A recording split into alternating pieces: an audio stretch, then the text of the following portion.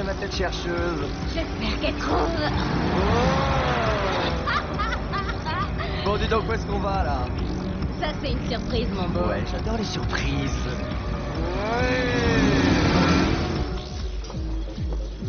Hey! Kosakis!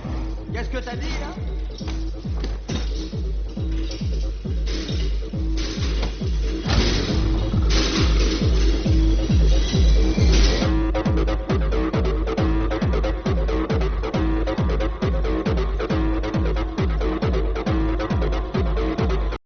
Messieurs, bonjour, bonsoir, bienvenue sur le podcast de Génération VHS, épisode spécial Halloween. Harvey Weinstein. Ah oui. Samy, je peux. T'as vu ça? Je suis toujours accompagné de mes compères, Daniela et Michaela. Non, je rigole. On va commencer à ma gauche. On a Nico. Bonjour, c'est Nick de la chaîne Génération VHS et je vous souhaite un joyeux Halloween. Merci Nico. Et Michael. Bonsoir. C'est nickel. Merci Michael. Vous allez bien, mec? La joie. Ça va toujours dans la même lancée, on est Halloween, good. la joie. Ah, good. Film particulièrement particulier, car... Oui, Nico? Non, mais c'est parce que j'ai pris un bretzel. Oh, vas-y, croque. Vas-y, croque. Non, on va C'est parler le d'un titre petit de ma film section. que je voulais toujours faire pour un podcast et à Halloween. Quand j'étais petit. Bah non, mais depuis tout le temps on parle de faire un podcast, enfin bref. C'est Blade, Yeah. premier du nom, sorti en 98. Alors, c'est vrai que c'était l'épisode de The... Non, c'était l'épisode perdu d'Ocean's Eleven où on a bien souligné le fait que c'était pas du tout en lien avec l'actualité. Parce qu'on a déjà une bonne lignée de films prévus dans les podcasts, et puis en fait, c'est. Allez savoir pourquoi, ça tombe avec l'actu. Ah oui, parce que attention, on a fait nos listes il y a déjà plus d'un an, Ouais. maintenant presque, Ouais. et on ne pouvait pas prévoir que Blade était dans Deadpool 3. C'est un truc de fou, quoi. Enfin, ça fait plaisir aussi, Oui, oui. c'est cool. Mais enfin voilà, c'était la petite aparté. Blade. Frost. Non, Blade, le seul et l'unique, comme C'était évident. comme il le dirait lui-même. On va peut-être commencer par présenter le film. Yep. Ah, comme d'habitude, en fait. Hein. Moi, je dis ça, mais voilà. Blade, de son titre québécois qui s'appelle L'âme. Pour de vrai? Non, Ah, faux. Comme la chanteuse. Non. Je peux chanter. Et là, c'est le moment où Michael il nous met un extrait de L'âme et qu'on se fait striker. Je veux chanter pour ceux qui sont loin de chez eux et qui ont dans leurs yeux quelque chose qui fait mal, qui fait mal. Non, plus sérieusement, film réalisé par Stephen Richton, réalisateur de Que de la merde. pas beaucoup de choses. Oh, tout de suite, nickel. Blade Inclus, hein. On a eu Death Machine en 94, Blade en 98, Ouais. The Last Minute en 2001 et la liste des Gentlemen Extraordinaires en 2003. La Ligue. Motherfucker. La Ligue, j'ai dit la liste, pardon, T'as dit la excuse-moi. liste. La Ligue des Gentlemen Extraordinaires, dernier film de Sean Connery au cinéma. Mon dieu, le pauvre. Partir sur ça. Ah, Faut se épisode mettre- précédent, je défendais mes films de super-héros que je kiffais et je le défends. Moi j'aime bien aussi. Ouais, je l'aime bien, franchement, il a. La gueule, Mickey. Quand même pas. Simple Jack, ou l'histoire d'un garçon de ferme un peu attardé capable de parler aux animaux, a été un échec commercial retentissant que beaucoup de critiques ont qualifié de pire nanar de tous les temps. J'ai un cerveau pourri. Je trouve ton cerveau parfait comme il est, Jack. Tu me fais bien plaisir. Ouais, d'ailleurs, vous savez qui. Alors, je vais peut-être pas parler de la réal, mais vous savez qui a été approché du film par les scénaristes. Jackie Chan. Non, c'est pas le mec que David Goyer, là, je sais pas quoi. David Goyer, c'est lui le C'est le scénariste. scénariste Ouais, actuel, ouais. David S. Goyer. Alors, en fait, c'est un autre David qui a été approché, c'était David Fincher, Ouh. qui a été approché pour diriger le film après Seven. Ça aurait été En énorme. fait, après son succès de Seven et la patte un peu sale qu'il y avait. Mais moi, faut pas me dire des trucs comme ça. Ah, Chose qu'il a refusé. Mais par contre, il a quand même accepté de bosser sur le script avec David Goyer Let's go. Ah, bien. pour quelques scènes et tout. Donc, on a quand même du David Fincher. Ok, dans ce bah, film. c'est cool. Et ouais, je pense que ça peut se ressentir dans le côté un peu crado. Ouais, enfin, parfois. la scène de bah, ça explique, la quelques boîte trucs de pas mal. nuit et tout. Ouais, pourquoi pas, même la scène tu sais, où t'as l'espèce de blob là. Enfin, Oui. Le gros là qui garde les Merde. archives. Ouais, c'est crade. Enfin, c'est Merde. crade. Voilà quoi. Bah, Ouais, il était, en plus, le pire, c'est qu'il a été approché aussi pour World War Z 2. Ça a jamais été fait. C'est vrai Ça aurait été mortel. Putain. Enfin, de sa vision en lui. Et Mission Impossible 3 aussi, il devait faire de base. Ça aurait été mortel aussi. Les personnes que vous recherchez sont celles dont vous dépendez. On prépare vos menus, on enlève vos ordures, on vous relie par téléphone, on conduit vos ambulances, on vous protège pendant votre sommeil. Jouez pas au con avec nous. Non, franchement. Alors, bon, Stephen Hawking n'est pas connu pour grand chose. Enfin, Blade, hein, honnêtement. Bah- Ici, il est connu pour la liste des gentlemen extraordinaires, mais pas C'est ça aussi. Bah, après, il a bossé sur. T'as aussi dit la liste. Non, la Ligue. Non, t'as Là, dit il a dit la liste. La Ligue. T'as aussi dit la liste. La liste de. D'accord. La Ligue de Schindler. Il a réalisé beaucoup de clips. Ouais. Voilà. Ça se sent. Bon, il a je sais commencé. pas la liste. Et beaucoup d'FX, et notamment sur Aliens. Donc Alien 2 et Alien 3. Ah. Fincher, encore. Fincher. Fincher. Again.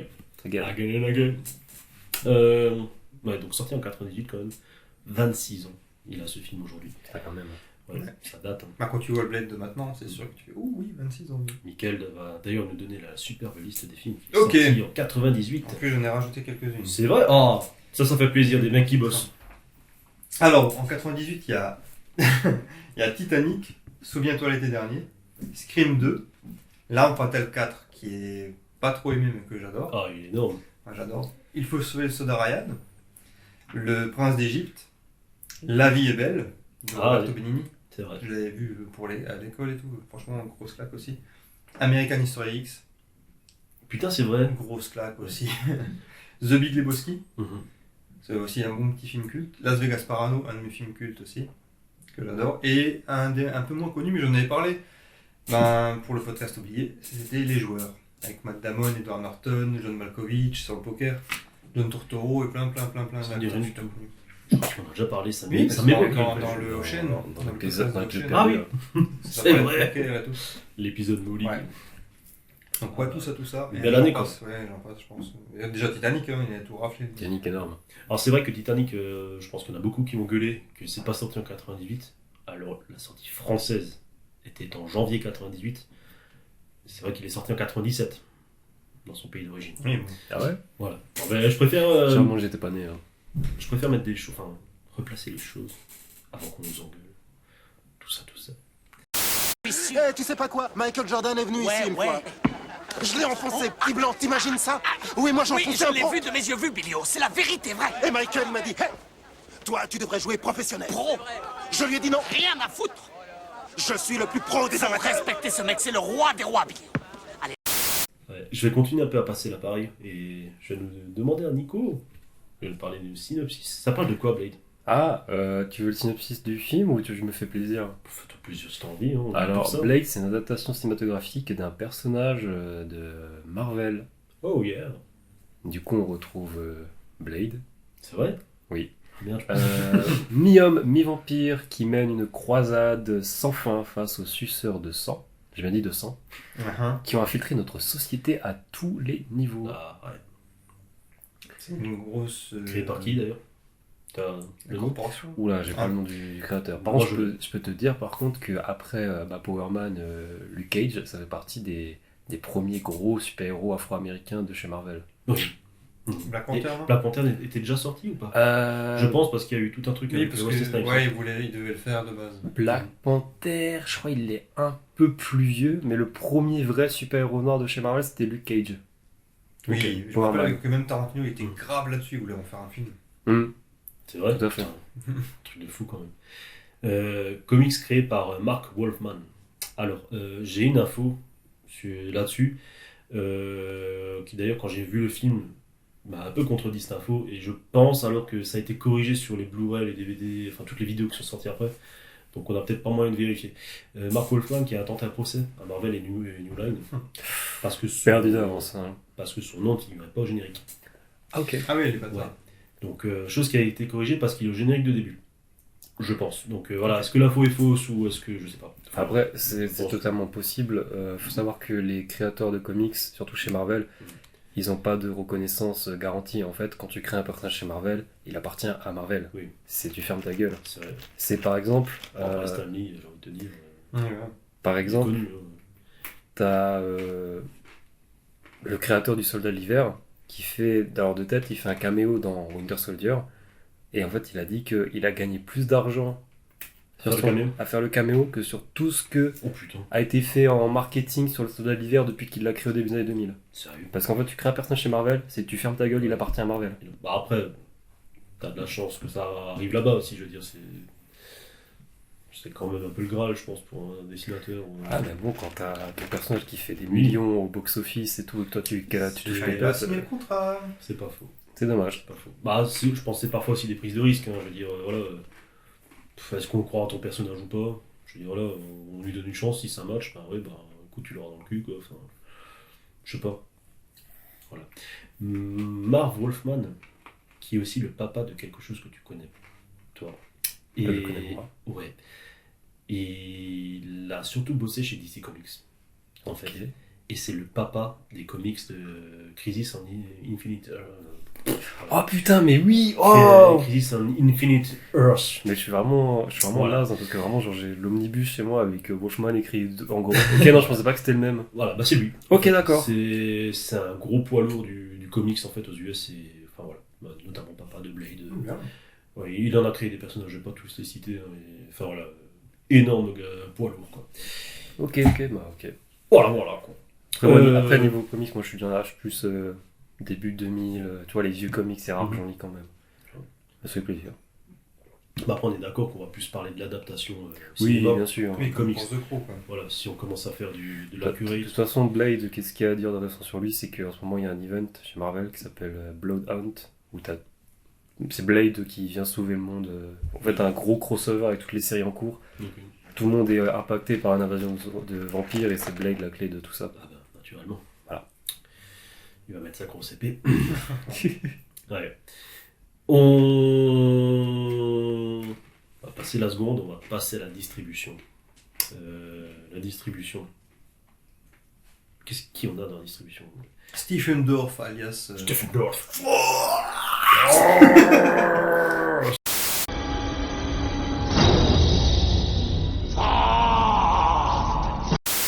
Ah ouais, le mec, il a un nom à coucher dedans.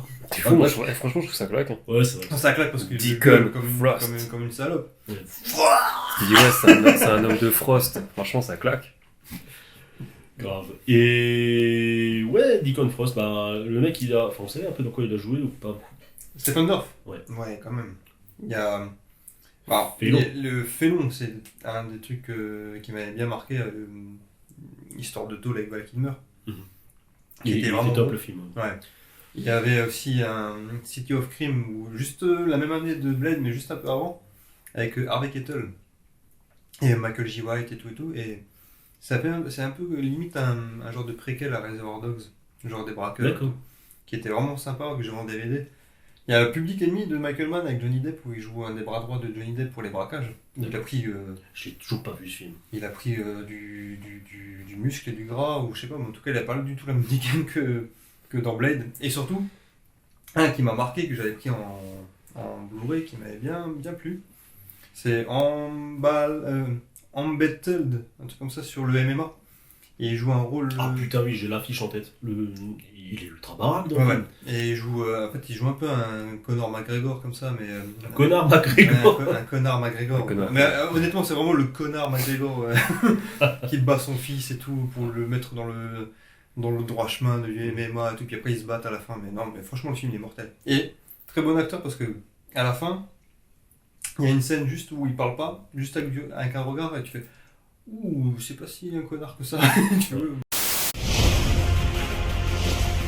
combat le plus controversé de toute l'histoire de la WFA. Cash Boykins va affronter son fils Jet, âgé de 18 ans. Tous les mômes de 18 ans dans ce pays méritent de se faire botter le cul à l'ancienne. C'est exactement la phrase qu'il me répète depuis que j'ai 3 ans. Je parie pour pas finir comme toi. Ça n'arrivera pas. Parce que demain soir, t'es mort. D'ailleurs, il a été pas très emballé de jouer dans Blade. Oui. Parce que ça s'annonçait comme un blockbuster, le truc. Et qu'il a toujours été un peu plus attiré par ce qui se fait à côté, quoi. Ouais, Enfin, genre, il a joué dans des Coppola, dans des Sofia ouais, Coppola. pas cinéma d'auteur, mais limite, quoi. Enfin, je veux dire, voilà. Ah, un peu comme Daniel Radcliffe. Possible, ouais. Enfin, voilà, faire des petites productions, quoi. En gros. Ah, ça j'avais vu parce qu'ils étaient fait pranker par Ashton Kutcher à l'époque sur MTV. Ah, je sais pas. Et après, par contre, il a retourné sa veste parce que le succès de Blade a fait que ça lui a ouvert plein de portes. Franchement, c'est même un de ses films cultes par rapport à tous les autres. En plus, franchement, il a le talent, quoi. Je veux dire, le mec, Ouais. il a un charisme aussi. Je veux dire, voilà, enfin, il a de quoi jouer des. Et il a joué dans True Detective aussi, saison 3. Oui, il a joué dans un truc. Il a aussi joué dans le Diptyque. Il a donné la réplique au futur Blade. C'est machin, très bien, oui, la boucle est bouclée. Ouais. Ouais, il avait aussi joué dans le double épisode de téléfilm de 13. La conspiration. Ah oui. J'avais pas trop accroché. C'est en lien avec la BD? Oui, carrément. Ouais, mais j'avais pas trop accroché. C'était de l'interprétation, hein, c'était pas totalement. Comment dire. Fidèle. Tant mieux. Oui, tant mieux, hein, j'ai envie de dire. L'adaptation, c'est pour ça, je veux dire. À un moment donné, c'est pour avoir des libertés sur quelque chose qui existe déjà. Je veux dire, c'est pour faire du copier-coller. Merde, quoi. Mais franchement, c'était cool. J'avais un bon souvenir de ça. Ouais, j'avais débuté, mais j'avais pas trop accroché. Faudrait peut-être que je revoie ça. Un peu longuet, mais ça se regarde. Et ensuite, qui en a? Il y a Christopherson, si personne ne veut en parler. Mais... Abraham Whistler. Ouais. C'est tous des petits noms qui pètent. Hein. C'est vrai, même. Abraham Whistler. Donc toi, t'avais marqué... la mère de Whistler. C'est un poster. T'avais marqué qu'il a fait le film original de Star is Born. Oui, en 76. C'est l'original. Parce qu'il me semble qu'il y a eu 27 milliards. Enfin, oui, il y en a beaucoup. Ouais. Enfin, l'original. Attends, oui, pardon. L'original. L'avant-dernier. Oui, c'était la version avec Barbara Streisand. Ok. Streisand. Oui, c'est l'épisode d'Halloween. Bon, après, oui, il a fait ça, il a fait la saga Blade. Apparemment, je savais pas, mais t'as marqué que c'était une grosse star de country. Ouais, grosse star de country. Il a la dégaine pour un peu comme Sam Elliott. Clairement, en fait, quand on parlait d'un Star is Born et que je savais que le mec il faisait de la country, je me dis putain, mais c'est Sam Elliott dans Star is Born. Tu vois, carrément, mais je sais pas quel rôle il joue dedans, mais je me suis pas renseigné, mais je parie qu'il joue ce rôle. C'est assez marrant, quoi. Après, pour les autres films, il a un gros film culte à son actif, c'est Les Portes du Paradis de Michael Cimino. C'est un culte et en même temps c'est un gros point noir sur son CV parce que c'est le film qui a fait couler une boîte de prod super connue à l'époque. Putain, comme le règne du feu. Artist United ou je sais plus quoi, un truc où il y avait plein de gros films, bref. Ah bah c'est bien que tu parles de boîtes de prod qui ont coulé parce que du coup on fait le lien avec le règne du feu du coup. Très bien. En tout cas, Les Portes du Paradis, c'était un peu la fin du nouvel Hollywood. Et il donne la réplique dedans, c'est un western en fait. Il donne la réplique à Christopher Walken dedans, qui est énorme, et à Isabelle Huppert aussi, elle joue dedans. C'est un gros film de 3 heures western, genre voilà, mais il est magnifique, mais il n'a pas eu la reconnaissance qu'il devait avoir à l'époque, et c'est par la suite qu'il a eu la reconnaissance. En fait, le mec, il a plus de 60 films à son actif, mais c'est vraiment en période 70. Oui, c'est ça, c'est surtout ça. Enfin, voilà, et un des derniers marquants, c'était Payback avec Mel Gibson aussi. Et il a joué dans un autre film en 92. Un téléfilm, pardon, en 92. A Christmas in Connecticut. Est-ce que vous connaissez ce film? Non. Eh ben, sachez que comment dire, ce film, c'est une des 2 seules réals de Arnold Schwarzenegger. Oh. Ouais. Le mec, il avait réalisé un épisode des Contes de la Crypte et ce téléfilm. Alors quoi? Oui. Mais c'est improbable ça comme. Ah ouais, je te jure. Et enfin voilà, le gros bide. Hein. Oui. Gros bide, gros malaise. Enfin voilà. carrément. gros mal aimé, enfin voilà. Là, il faudrait que je me les retrouve, les contes de la crypte. Il y en a certains qui sont bien. Putain. Et personnage de Whistler, toujours, je suis un peu resté là-dessus. En fait, le gars n'existe pas dans les comics. Enfin, n'existait pas dans les comics. Et ils l'ont introduit après. Eh ben, savez-vous quand est-ce qu'il a été introduit? Après 98. Même pas. Dans la série animée de Spider-Man de 94. Avant le film? Quand il y a Blade qui est apparu. Oui, avant le film. Quand il y a Blade qui est apparu, en fait, il y avait un personnage, Whistler, qui l'accompagnait. Okay. Et genre, Marvel a tellement kiffé ce personnage qu'ils ont décidé de l'intégrer au monde Marvel. Et du coup, dans les comics et tout. Ok, comme une Harley Quinn, quoi. C'est ça. Et du coup, déjà, cette série, moi, je l'adorais, je la pensais quand j'étais gamin. Je veux dire, j'étais devant tous les épisodes quand ils passaient à la télé. Et le générique, d'ailleurs. Énorme. Mais énorme, tellement énorme. Tu sais quoi, moi, je me rappelle, c'est ça qui me faisait chier, c'est quand j'étais petit, j'avais une VHS. Ouais. Avec les 4 mêmes épisodes en boucle. Pareil, gars. J'avais ça avec aussi la série The Mask. Ah oui. J'avais toujours le même épisode, putain, mais c'était trop bien. Là, j'avais les 4 épisodes, j'avais un épisode avec Blade, un épisode avec le Punisher, Oh, putain. un épisode avec le retour du Bouffon Vert et un épisode avec Mysterio. Et je me matais ces 4 épisodes en boucle. Tu m'étonnes. Et genre, il y a carrément un truc, je sais un peu où Blade il découvre que la reine des vampires c'est sa daronne en fait. Je crois qu'il y a Morbus dans l'épisode. Pas dans celui-là, je sais qu'il y en a un seul, mais c'est pas ma pièce que moi j'avais. Enfin voilà, du coup ils ont décidé de garder le personnage. D'ailleurs, le Punisher qui a une espèce de bandana. Oui. Bah c'était un peu les visions de l'époque, hein. 90. Ouais. 90. Okay. Mais enfin cette série était tellement bien. Non mais je veux dire, Blade il date de quand? Je pourrais pas dire ça. Enfin le personnage je sais pas. 70. Ouais, 70 il me semble. Ouais. En fait j'ai l'impression que la plupart des persos datent de cette période-là. Tu peux quand même les longer sur des années 40 à maintenant. Ouais. Après, genre Iron Man c'est années 60. Après Iron Man c'est avant Avengers, donc c'est il me semble 1960. Ouais. Parce que les Avengers c'est 63. Bah je sais pas, j'ai souvenir premier numéro d'Avengers. Du visuel en fait quand il a pas de casque en fait où il a une espèce de panstache là des années 60 là. Enfin, ouais. Voilà quoi. Mais là je vous avais montré le design de Blade original. Oui. Avec la coupe afro, le masque et le. Rien à voir avec le film, c'est vrai. Ouais, c'est un peu plus tard qui. Bah c'est vers. Il a juste gardé la petite moustache là, quand je l'ai revu, j'ai fait il y a une petite moustache, j'ai oublié. Gros, ça lui va bien. Enfin, en fait, moi je pensais qu'il y avait une boucle de mémoire, mais. C'est venu au milieu 90, ils ont commencé à changer son design. Mais il me semble que la première apparition de Blade c'est dans un numéro de Morbus, si je dis pas de bêtises. D'accord. Ou c'est l'inverse. Je pourrais pas dire. Ensuite, on a aussi Donald Logue, qui joue Queen. Oui, la tête de méchant. Ouais, qui joue aussi dans Ghost Rider, Zodiac, et Max Payne. Il y a une scène qui est énorme, c'est quand t'as le flic qui vient voir et il fait aux deux meufs qui l'accompagnent, il fait ouais, je vais vous le présenter et tout. Et t'as Frost qui passe devant lui, il fait non, c'est un mec occupé, là il a un truc en tête. Frost, justement, j'étais en train de parler de toi à ces pétasses, elles meurent d'envie de t'être présentées. Rien que de te voir, elles sont en transe, elles en peuvent plus. Déconne. Il est occupé, il a pas le temps de déconner, il y a des trucs importants dans la tête. C'est vrai.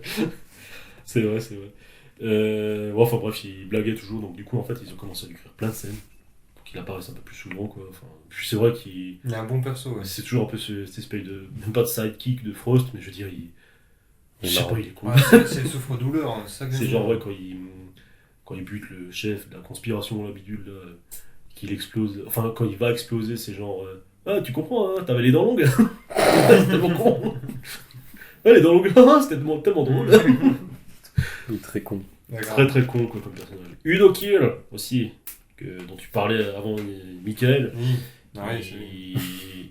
Plus de 200 productions, il a un gros monstre du cinéma, enfin voilà, mi-européen, oui, c'est lui qui fait des nanas, mi-américain. Iron Sky et tout. Voilà, il a joué dans des tas de trucs, Armageddon, La Fin des Temps, The Last Minute, Stephen Stephen Norrington. Ah oui. Je crois qu'il a même joué dans Barb Warrior, le film de Pamela. Putain, ouais, d'accord. Et ouais, dans Ace Ventura 1 aussi, ouais, il jouait l'espèce d'aristocrate là qui a le château là. Enfin, oui, c'est ça. Voilà, Gaetano Dragonetti. Hein? Ça s'appelle comme ça. Gaetano Dragonetti, ouais, exactement. Vampire. Ouais, c'est le 3e rôle de vampire qu'il tenait au cinéma. Ah ouais? Il a une bonne gueule de vampire. Ah, il a une gueule de vampire, le gars. Un peu comme Celui qui fait Dracula et qui joue dans Le Seigneur des Anneaux. Christopher Rowley. Ah putain, il y a une bonne Ah oui, effectivement, oui. Voilà, quoi. Et on va arriver au clou du spectacle. Oh yeah. T'es fatigué? Ah, Mahershala Ali. T'es fatigué? Non, j'ai vu. T'as l'air tout. Non, t'inquiète, je suis là. C'est cet épisode de Terabithia qui t'a... Ah, ça m'a vidé.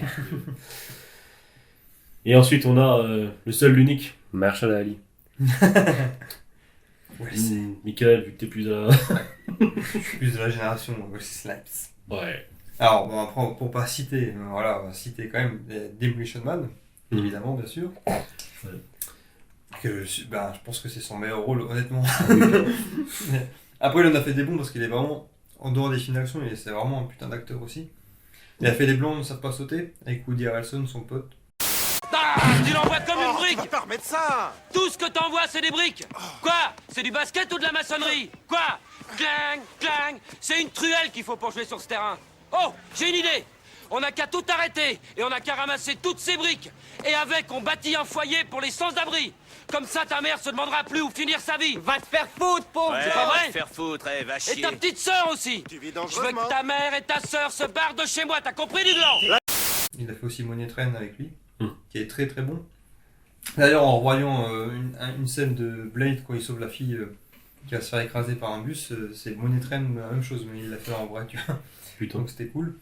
Il y a un plaisir coupable de Tony Scott qui a le fan avec De Niro et lui en joueur de baseball. J'aime bien. Moi je dis que s'il continue à s'épiler là. Il va passer au poil de mes couilles. Et après il y a pour les films où il joue vraiment bien, il y a King of New York de Abdel Ferrara avec Christopher Walken, non pas Forest Whitaker, Laurence Fishburne et David Caruso, l'expert à Miami, qui est vraiment mortel pour le coup le film. Il y a aussi Jungle Fever de Spike Lee, où c'est un genre de Roméo et Juliette mais avec un black et une italienne. Et dedans t'as Ali Berry dans un de ses premiers rôles et Samuel Jackson aussi dans un de ses premiers rôles, ou en Toxico, les deux sont énormes. Et un de mes préférés, qui est pas trop connu, c'est Un seul deviendra invincible. Film de Tollard. Highlander. Non, c'est quasiment ça, mais c'est pas ça, mais c'est un film de Tollard où c'est genre le fighter en taux, mais super calme, super zen. Il affronte tout, enfin, ils font des combats de Tollard et il affronte tout le monde. Il affronte tous les bons Tollards de la région. T'as entendu Nicolas? Il l'affronte à tous les Tollards. Il l'affronte à tous. Et dedans, t'as Bing Rhames qui vient, c'est genre le Mike Tyson de l'histoire, tu vois, qui se retrouve en tôle et il dit qu'il nique tout le monde, en fait. Ah, il l'affronte et il la nique. Et il la nique. Et elle s'appelle Véronique. Toi, t'es le champion d'ici. Ouais. Pas le champion poids lourd. Poids lourd. On s'en fiche de la taille et du poids ici. J'aurais même pas imaginé qu'on faisait de la boxe ici. C'est spécial comme programme. Il y a une soirée combat une fois tous les 6 mois. Les adversaires viennent d'autres prisons en général. Et depuis quand t'es le meilleur? Ça fait 10 ans.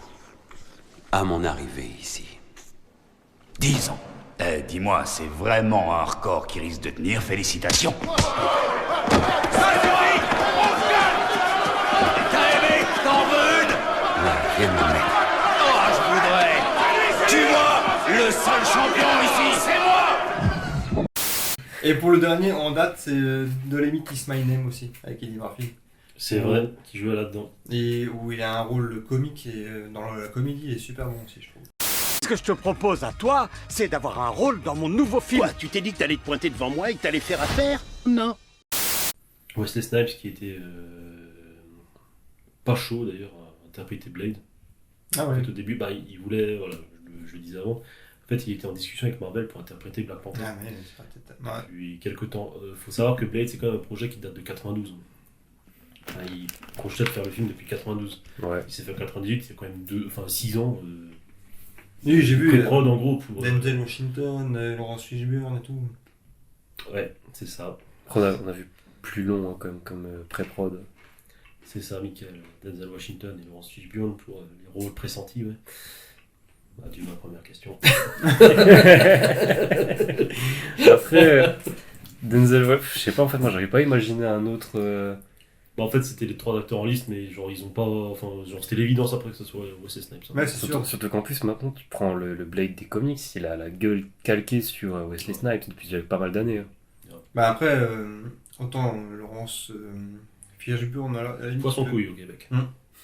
T'aurais pu dire ouais après Matrix, parce que voilà, il se la donne dans Matrix, mais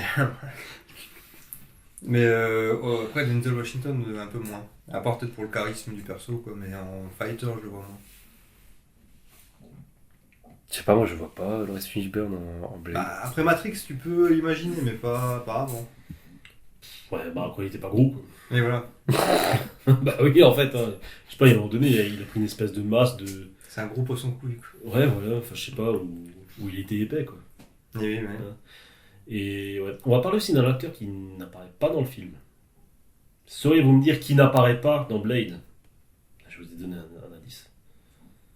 Qui n'apparaît pas dans cette production Marvel? Morbius? Non. Spider-Man? Stanley, mais oui. Ah, mais attends, c'est que vraiment plus ce matin j'ai cherché parce que je me suis dit, c'est bizarre, il n'y a pas de cameo de Stanley et il n'y a pas de cameo de Stanley. Ça a été tourné. Il y a un cameo qui a été tourné. Ouais, mais ils l'ont pas mis au montage. En fait, c'était un des flics qui disait d'éteindre l'autre qui crame au mur. Là. Ouais. Voilà. Au début du film. Vraiment, il apparaissait en tant que flic. Quoi. Puis, ouais, Mais la scène est pourtant. C'est pas lui qui est. La scène y est, mais le personnage non. Mais pourquoi? Enfin, lui, c'est lui alors. Non. Ah non. Et pourquoi ça a été retiré? Ah ok.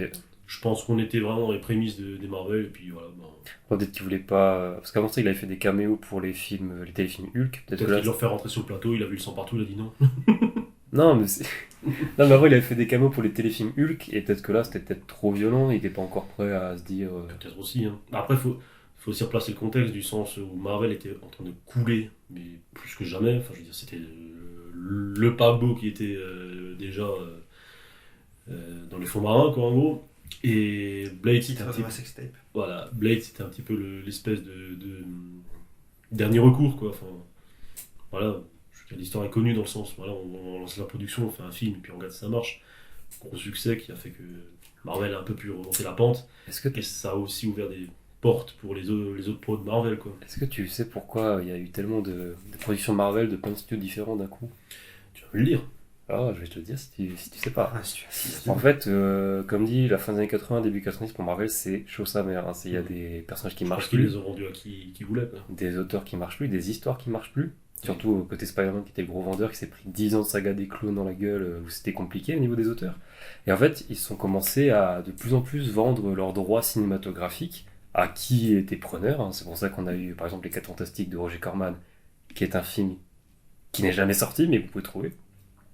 Et en fait, c'est pour ça que début 2000, t'as plein d'accélérations de production en fait, à tous les studios qui commencent à faire une espèce de course au film Marvel, parce qu'en fait, au final, ça marche bien. Blade a été le premier. Les gens se sont rendus compte que ça marchait. Du coup, hop là, Sony rachète Spider-Man, qu'ils n'ont jamais redonné depuis. Tu m'étonnes.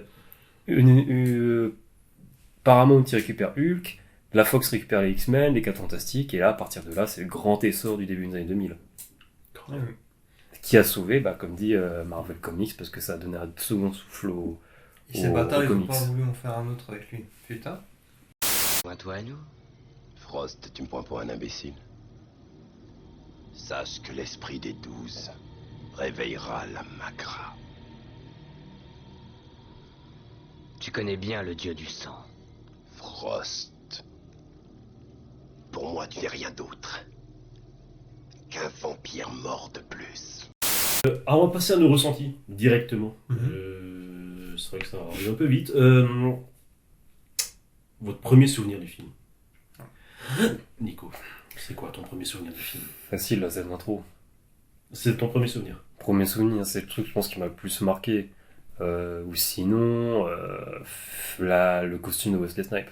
Vraiment, le costume est iconique à mort. Hein. Vraiment, même sa coiffure en triangle là, avec son espèce, ses tempes là qui sont taillés. Il a un tatouage dans la nuque. Un visuel de ouf, hein, je veux dire. Vraiment, il claque. Ton premier souvenir, c'est ça, du coup. La scène d'intro, vraiment, là, avec la boîte, le sang qui déborde, vraiment le côté Tu sais où tu débarques, ça va être violent, ça va être sale. Putain, grave. Michael, c'est moi, quoi c'est un peu pareil, c'est la musique de la scène d'intro qui est vachement culte avec le sang qui dégouline, tout le monde plein de sang, l'autre qui comprend plus rien où il est. Et puis l'apparition super iconique du perso avec les gens qui Oh mon Dieu, c'est Blade. C'est ça, d'abord tu vois le sang avec ses bottes, et après tu vois les gens qui commencent à passer devant lui, qui commencent à s'écarter, et tu le vois apparaître dans la position tête vers le bas avec le sabre et tout. Ça va chier les bulles. Et voilà. Après, par contre, il y a un truc dans la scène d'intro qui m'a toujours je me suis toujours demandé pourquoi il réagit comme ça, on dirait un robot. C'est à un moment donné, il le plante contre le truc, là, le mec qui... Ah, il fait et puis il fait... Mais genre, mais en mode robot, tu vois, on dirait vraiment Terminator avec un petit sourire bizarre. Wesley Snipes, il a toujours des mouvements un petit peu genre exagérés parfois.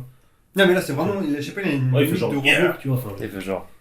Ouais, mais en mode, je sais pas, il a une tête où c'est pas humain naturel, ouais, c'est pas humain. Il a cette même tête quand il remet le bras en place de l'infirmière là. Ok. Genre, je sais pas si t'as remarqué, il a genre un œil comme ça. Est-ce que c'est pas l'animal qui parle, tu vois? Je sais pas, mais on dirait qu'il avait une interprétation qu'il voulait faire au début, et puis après ça se perd dans le film, et après il devient naturel. Ça se perd dans le film. Et parce que tu ne revois plus faire un truc comme ça dans le film. C'est vrai, moi je me suis dit pareil, putain, il a un petit décalage marrant, genre hop là, 10 points, et après tu vois plus trop ça. Il a des petites lines un peu drôles comme ça, genre quand il file la lampe Whistler. C'est genre, c'est vachement lourd, hein. Mais t'es vachement costaud. T'es vachement musclé quand même. T'es vachement musclé. Je sais pas, je trouve là, il y a des petits échanges assez drôles comme ça. Genre aussi quand il raquette le policier. Oui. C'est genre, mais vous le volez en plus? Vous croyez qu'on finance cette organisation comment là? C'est du toc. Du toc. Je sais pas, ouais, il a 2-3 lines assez marrantes comme ça qui me font délirer. Moi. Très bien, messieurs. Récapitulons. On est en 2032. Ça donne 2032. C'est le 21e siècle, quoi. Et j'ai le regret de vous annoncer que le monde est maintenant peuplé de couilles molles. C'est un remake de La Petite Maison dans la Prairie, joué par une bande de pédales en robe longue. Tout ce qu'on a à faire pour devenir les rois ici, c'est flinguer un mec nommé Friendly, le créateur de Tapetland.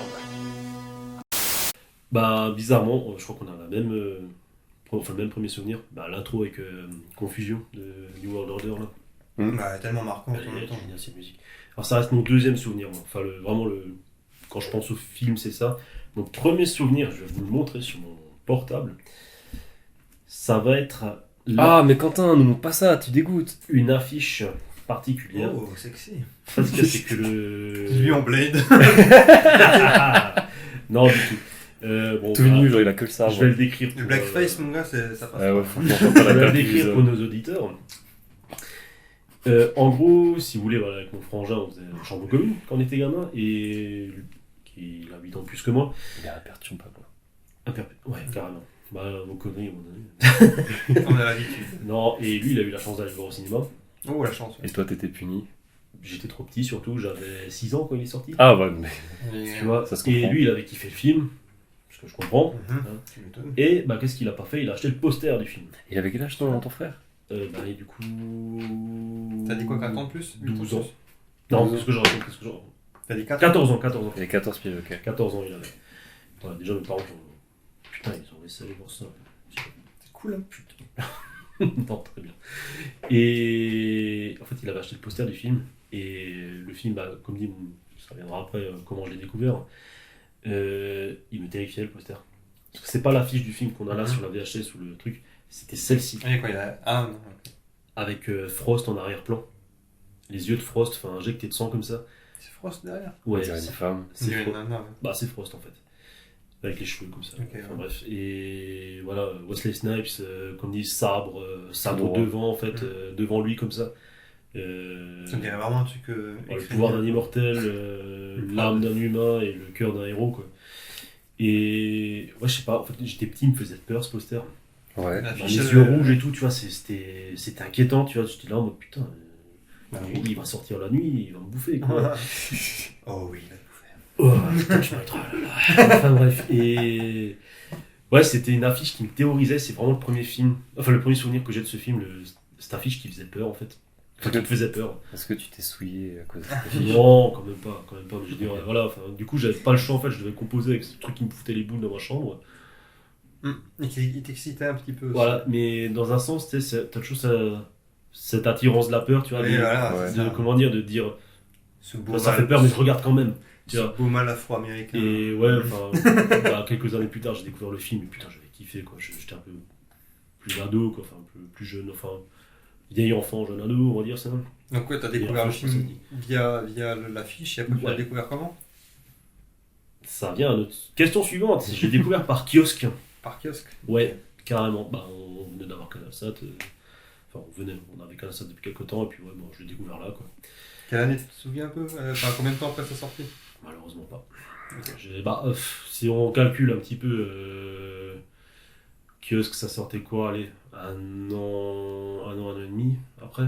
Alors c'était kiosque, ou peut-être Canalsat.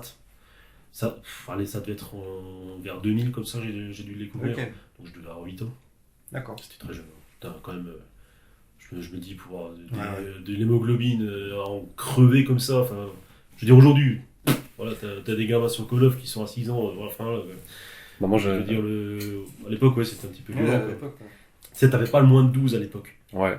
T'avais le... Oui, il méritait même moins de 16 à la limite, mais pas moins de 12. C'était le carré blanc. Ouais, je suis pas d'accord. Moi, je trouve moins de 12. Enfin, moi, c'est avec mes standards de mec né en 2000, mais pour Alors, moi, on moins est de 12. le pays qui a l'âge restreint le moins élevé de ce film. Bah, Deadpool 3, interdit au moins de 18 au stage. Chez nous, il est interdit au moins de 12 ans. 17, non accompagné. Je crois. Chez nous, il est interdit au moins de 12 ans. C'est ça, il n'y a pas du tout la même classification, quoi. Puis ouais, bah, j'ai vu, voilà, kiosque. Et vous? Nickel. Moi, moi c'était. Alors, il y a un contexte qui me fait toujours marrer, parce que c'est vraiment un souvenir d'époque, c'est que à l'époque il y avait plus de vidéoclubs, il y avait des vidéoclubs que tu trouvais dans la rue. Ah, les distributeurs, ça, des automates, hein. ça j'ai connu la fin de cela. C'était aussi des kiosques, ça s'appelait, je crois, en plus. Mais, Possible. en fait, on avait une à une pizzeria pas loin de mon village où j'habitais, et puis mon père, on allait prendre des pizzas, puis on va se louer un petit film tranquillement, puis on le ramène le lendemain, tu vois. Et on s'est loué 2 films, celui-là et un autre, Anaki, mon frère, mais j'en parlerai dans un autre podcast sûrement. Mais, et on se l'a ramené avec les pizzas. Et puis on se le lance, et puis on connaissait pas trop, à part Wolfenstein qu'on aimait bien, toi.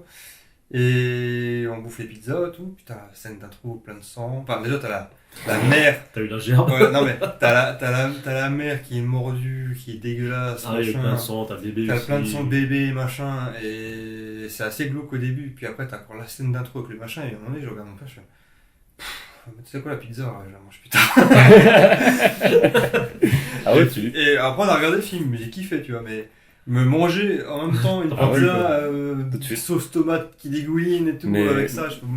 Mais genre encore maintenant ou ça va? Non, maintenant ça va, mais à chaque fois que je me remets le début, j'ai ce petit goût de pizza. Cette sensation de gerbe. Comme aujourd'hui d'ailleurs, tu vois. Pizza avant de faire le podcast Blade, tu vois. Mais j'ai toujours le petit truc, genre. On est tranquille, pépère et tout, on se mange une petite pizza entre père et fils, et on regarde le film, puis après on se regarde, on fait on la mange après. Et voilà. Je me dis sur toi comme ça, genre. Mais c'est à un moment donné, c'est beau. Peut-être encore la part en bouche. Donc c'est ça le souvenir de ce film, à chaque fois ça me fait délirer. Ah, trop bien. C'était en quelle année? Oh là par contre, ça c'est rien du tout. Je pense que.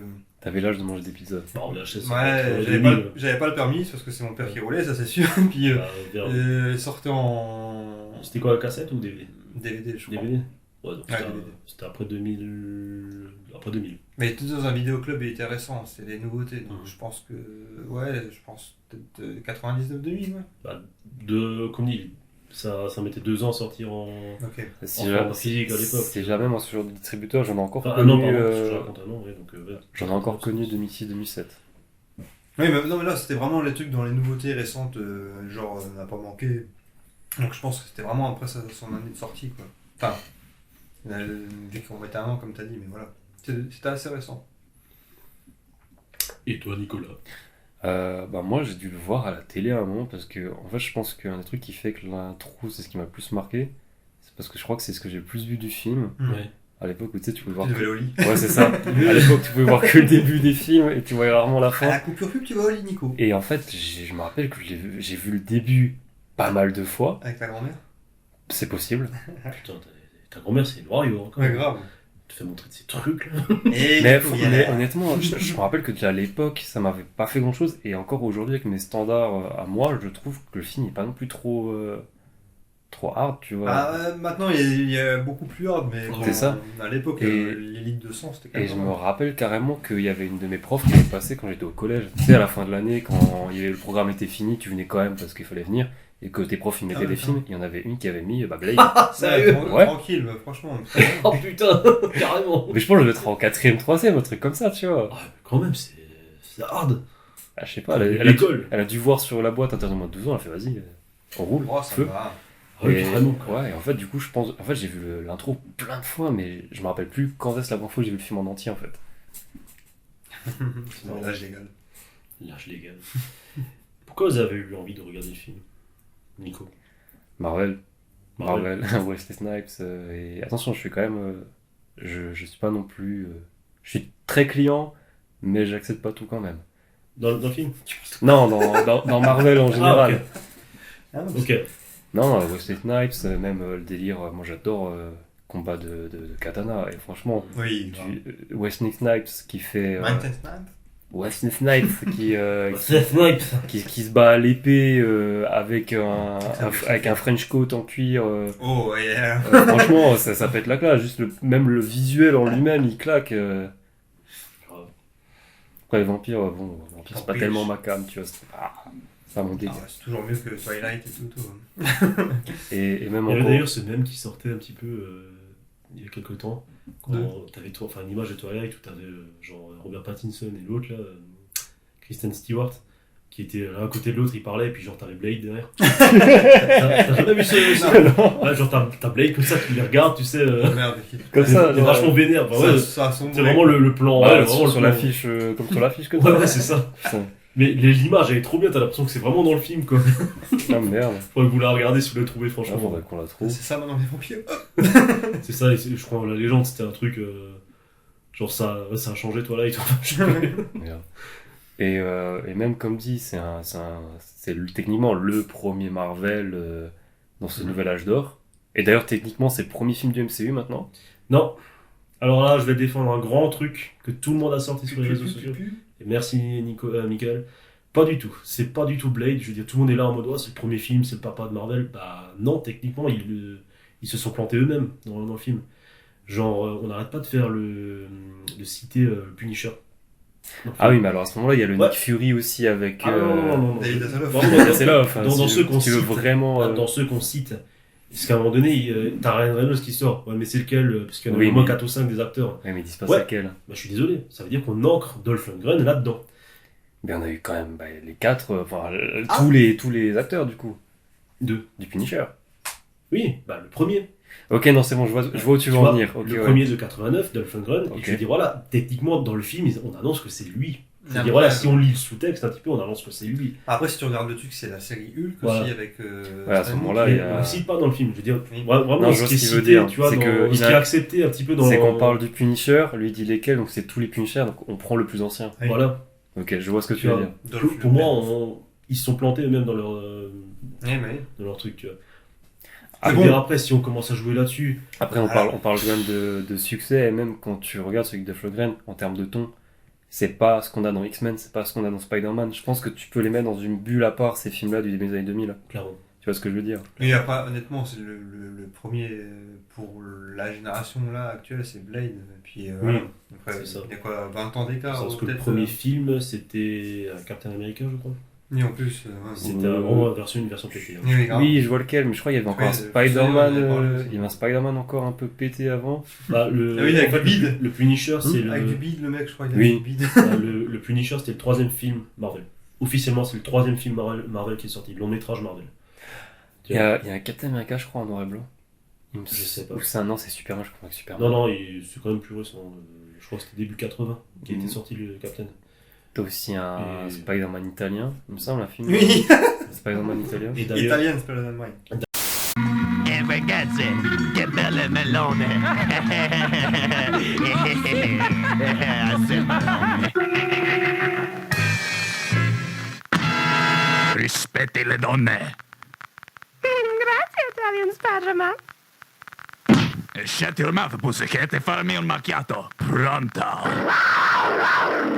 Italian Spider-Man, Italian Spider-Man, Italian Spider-Man, Italian Spider-Man. D'ailleurs, je veux dire, voilà, il y a eu Punisher en 89. Non, mais c'est vraiment 60-70. Il y a eu Blade en 98. Entre, il y en a eu un. Il y a eu un seul Marvel. C'était quoi? Les Gars Fantastiques de Roger Corman. Entre quoi et quoi, t'as dit? Entre Punisher 89 et Blade 98. Les Cas Fantastiques de Roger Corman. Qui est vraiment sorti. Ouais. Howard the Duck. Ah oui, oh, putain, mais oui, grave. Ouais. Oh, si l'on l'oublie. De ouf, hein. Oui, c'est vrai. Ça arrive à le refaire, ça. Bah là, tu vois, t'as une bonne scission en fait entre. Ça en est où du remake de ce film? Tu sais qu'il est déjà dans le MCU, Howard the Duck. Oui, dans la Gardiens de la Galaxie. Ouais, on le revoit même dans What If, il est un personnage principal. Mais et je termine où j'en étais. Et vraiment, c'est aussi toute cette période Marvel début 2000, quoi, vraiment qui est ouf, qui a du bon et du moins bon, mais en soi, Deadpool et Wolverine l'a très bien dit, on a beaucoup d'affection pour cette période-là. Vous croyez qu'on la finance comment, cette organisation? On n'a rien d'une œuvre de charité, je l'avoue. C'est du toc. Et toi, Michael, pourquoi t'as eu envie de regarder Alors, le movie? Le film? Moi, à l'époque, Marvel et tout, ça me passait au-dessus. Vraiment. Ah oui. À l'époque, c'était pas aussi réputé. Mon père, il connaissait, tu vois, avec les X-Men et les bandes dessinées qu'il avait, mais là, honnêtement, c'était vraiment... Oui, c'est un star de film d'action. Mon père qui aime vraiment les films d'action, Stallone, Schwarzy, Van Damme et tout, qui m'a dit, il a vu ça, il a fait, oh, affiche intéressante, histoire intéressante, film de vampire, on se le tente, vas-y, on se le tente. Et mon père, au plus, toi qui parlais de Dolph Lundgren, gros fan devant l'éternel de Punisher avec Dolph Lundgren, donc voilà. Vrai? Bah oui, mon père, il avait ça en VHS carrément. Je l'avais jamais vu en VHS quand il l'avait, mais il l'avait en VHS. Je voyais le truc avec vraiment le grand Dolph Lundgren avec la tête de mort et tout, c'était vraiment stylé. Le Pleurnicher. Le Pleurnicher, putain. Donc ouais, non, c'était vraiment par rapport au film d'action, quoi. Le Pleurnicher. Le Pleurnicher. La parodie des nuls avec Dolph Lundgren. Non, pas du tout. Ah, quand il est sorti le film, ils ont vraiment fait une parodie, mais avec lui. Au festival, au festival de Cannes et tout. Ouais. Ok. C'est genre, je sais pas, ils annonçaient, ils racontaient une histoire en voix off, et puis tu vois, comme ça face à l'écran. C'est genre la petite fille, elle perd son nounours et tout. Puis il commence à se mettre à pleurer. Et il est là, c'est vraiment trop triste. Putain, t'as vraiment le logo qui est. Enfin, le vrai logo de Punisher qui est vraiment. Comment dire, qui est refait, le Pleurnicher.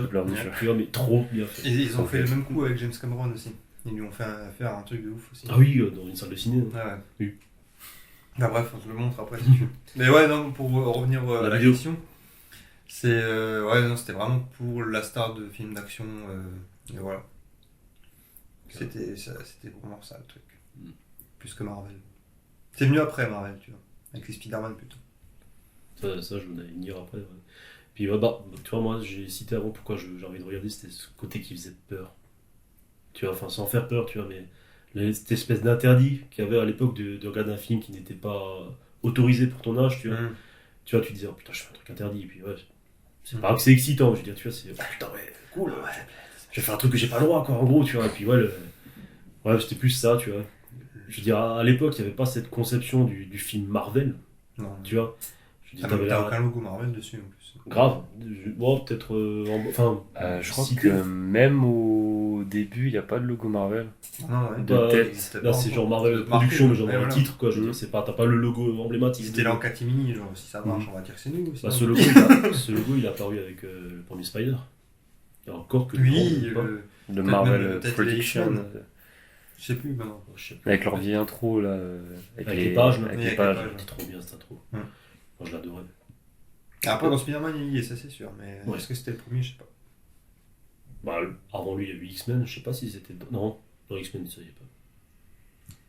Je crois que dans X-Men, Si, moi je crois, donc je l'ai vu récemment. Parce que parce que de tête, les pages. Non, c'est tellement.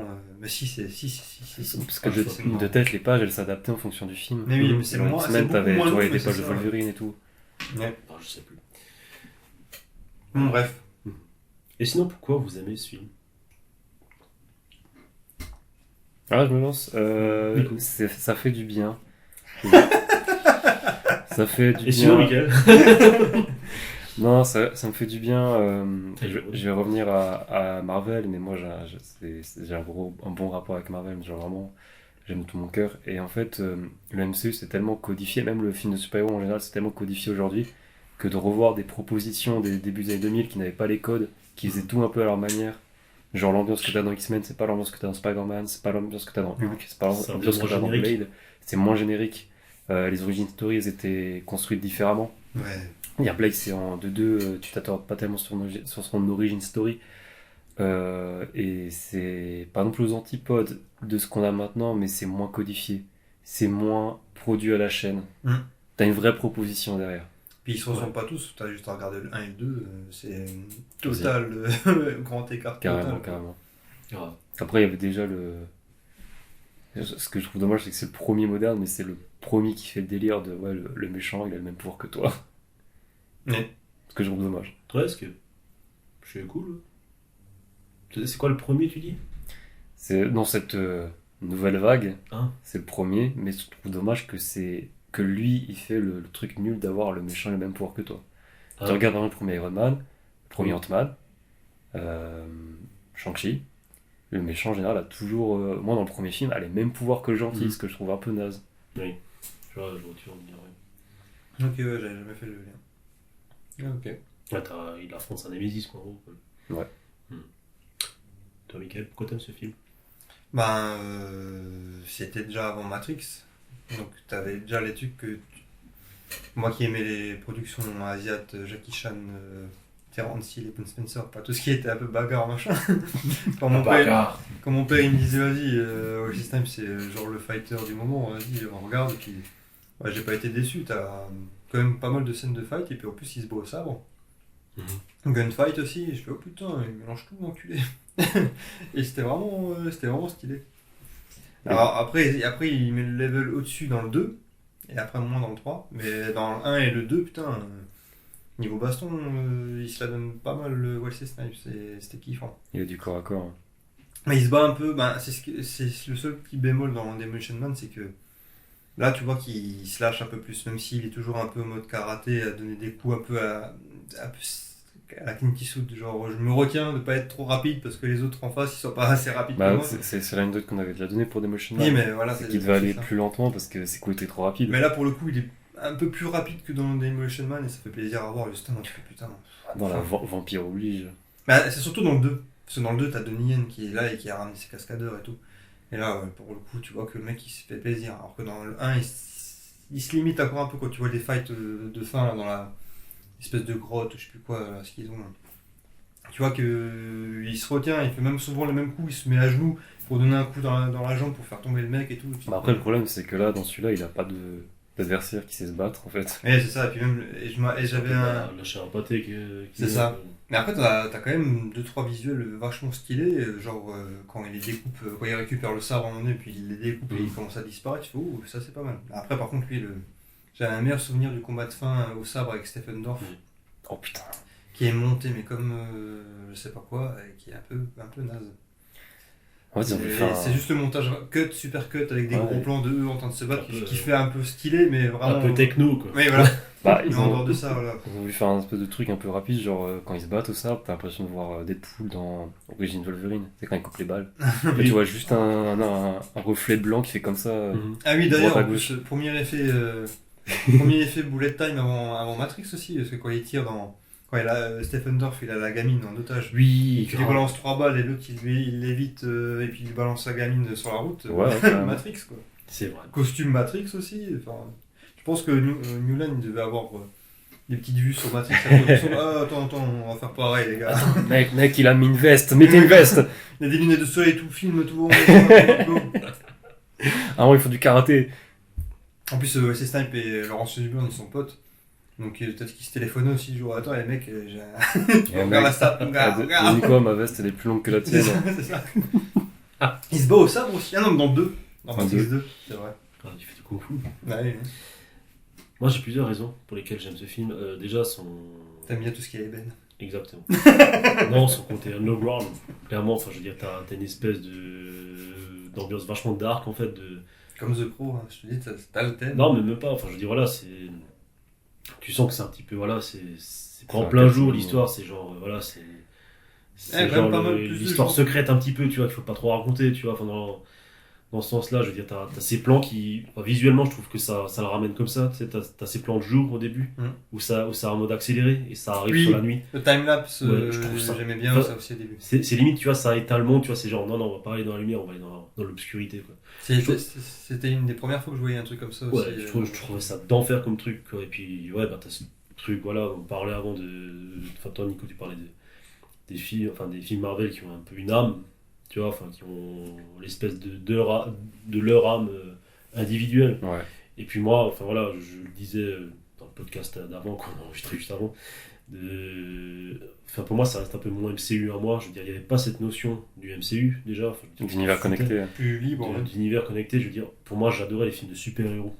Tu vois, et ça en faisait partie, je veux dire, voilà, ça faisait partie de ces films de super-héros début 2000 que je kiffais parce que voilà, c'était des films de super-héros, que ce soit du Marvel, du Superman, Oui, parce qu'après, du DC, pardon. Tu t'en foutais de la maison d'où ça venait, je veux dire, Hellboy, c'était en plein milieu, c'était du Dark Horse, mais qu'est-ce que je m'en foutais, je veux dire. C'était un film de super-héros, quoi. Toujours voir connecter les univers aussi, après ça devient incohérent. Bah, si Blade il est pas là, pourquoi l'autre il s'en occupe C'était pas cool, c'était cool et très séduisant. Je veux dire, voilà, tout ce qui a été fait après, je veux dire, voilà, d'un coup de connecter les films entre eux, je dis, oh putain, ouais, attends, cool, ça veut dire qu'ils sont entre eux, quoi, mais voilà, il y a toujours eu la surenchère du plus, qui fait que, voilà, d'un coup c'est devenu générique, il faut que tout se ressemble, parce qu'on connecte tout volontairement, enfin, je veux dire, voilà, c'est un peu dommage, quoi, cet effet, quoi, enfin, Pour moi, c'est un peu ma petite doléance, parce que depuis quelques années, on a eu des propositions de la part de Marvel qui laissaient plus de liberté à ses créateurs. On a Shang-Chi ou Les Éternels. Ouais, vite fait, entre le, guillemets. le problème, c'est... Oula, je sais pas je comprends pas, hein, comment tu arrives à trouver un truc différent là-dedans. Bah, c'est bien les deux, où je trouve qu'il y a, justement, c'est... Ah ouais, Les Éternels, tu trouves que c'est trop... Ah, mais je suis comme la pluie, ce film. Mais t'as une proposition derrière, je veux dire, t'as une vision. Non, moi, je l'ai pas aimé, hein, je l'ai pas aimé du tout. D'accord. Et j'ai compris qu'il y a des gens pour qui c'est limite le mais Marvel de tous les c'était, temps, quoi. bah écoute, en tout cas, c'était un pas en avant vers autre chose, une construction différente au niveau de l'histoire. Les gens ont craché dessus. Et depuis, ils sont retombés dans leur travers. Allez, que je te fais un Ant-Man 3 automatisé, industriel. Vas-y, que je te fais un Thor 4, pareil, à la moulinette, sans vision, sans rien. Et c'est dommage parce que putain, Marvel avait enfin pris le tir, même avec Doctor Strange 2 de Sam Raimi. Bon, qui lui, Marvel, ils ont quand même cassé les couilles derrière. Mais ils ont tenté de faire des trucs d'aller plus loin. Les gens boudaient, ils ont craché dessus. Ils sont revenus aux bases et maintenant les gens se replaignent que c'est trop tout le temps la même chose. C'est dommage. Ok. Pour ça, c'est dommage, ouais. Et après, pas trop de liberté non plus, quoi. Ça, Doctor Strange, celui qui a eu le moins de liberté, c'était dommage parce que c'était un truc qui avait plus à proposer. Oui, bon, je l'avais beaucoup kiffé, celui-là. Pour revenir aussi aux choses que j'aime, voilà, on parlait avant de... Toi, tu parlais de, comment dire, dans l'intro, ce plan iconique de... Quand il apparaît, et je trouve qu'il y a ça énormément dans ce film, des plans iconiques. En fait, où il est là, juste planté dans le décor. Bah, t'as le même plan, quoi, il coupe les mecs, là, que je t'ai dit, là. Ouais, il pète la classe. Genre, mais il pose de l'âme par terre et il la tourne encore. Ouais, c'est genre, il fait un petit cercle comme ça autour de lui, là, ouais. Qui est classe. T'as aussi le plan, quand ils annoncent à un nana qu'elle va crever, quoi, enfin, dans 2-3 jours, et qui charge des munitions. Genre, il y a la bagnole comme ça en fond, et lui, en fait, il est juste là à se retourner, enfin, il pète la classe. Enfin, t'as ce plan large, en fait, où il apparaît devant sa caisse, tu vois, il sort 2-3 punchlines.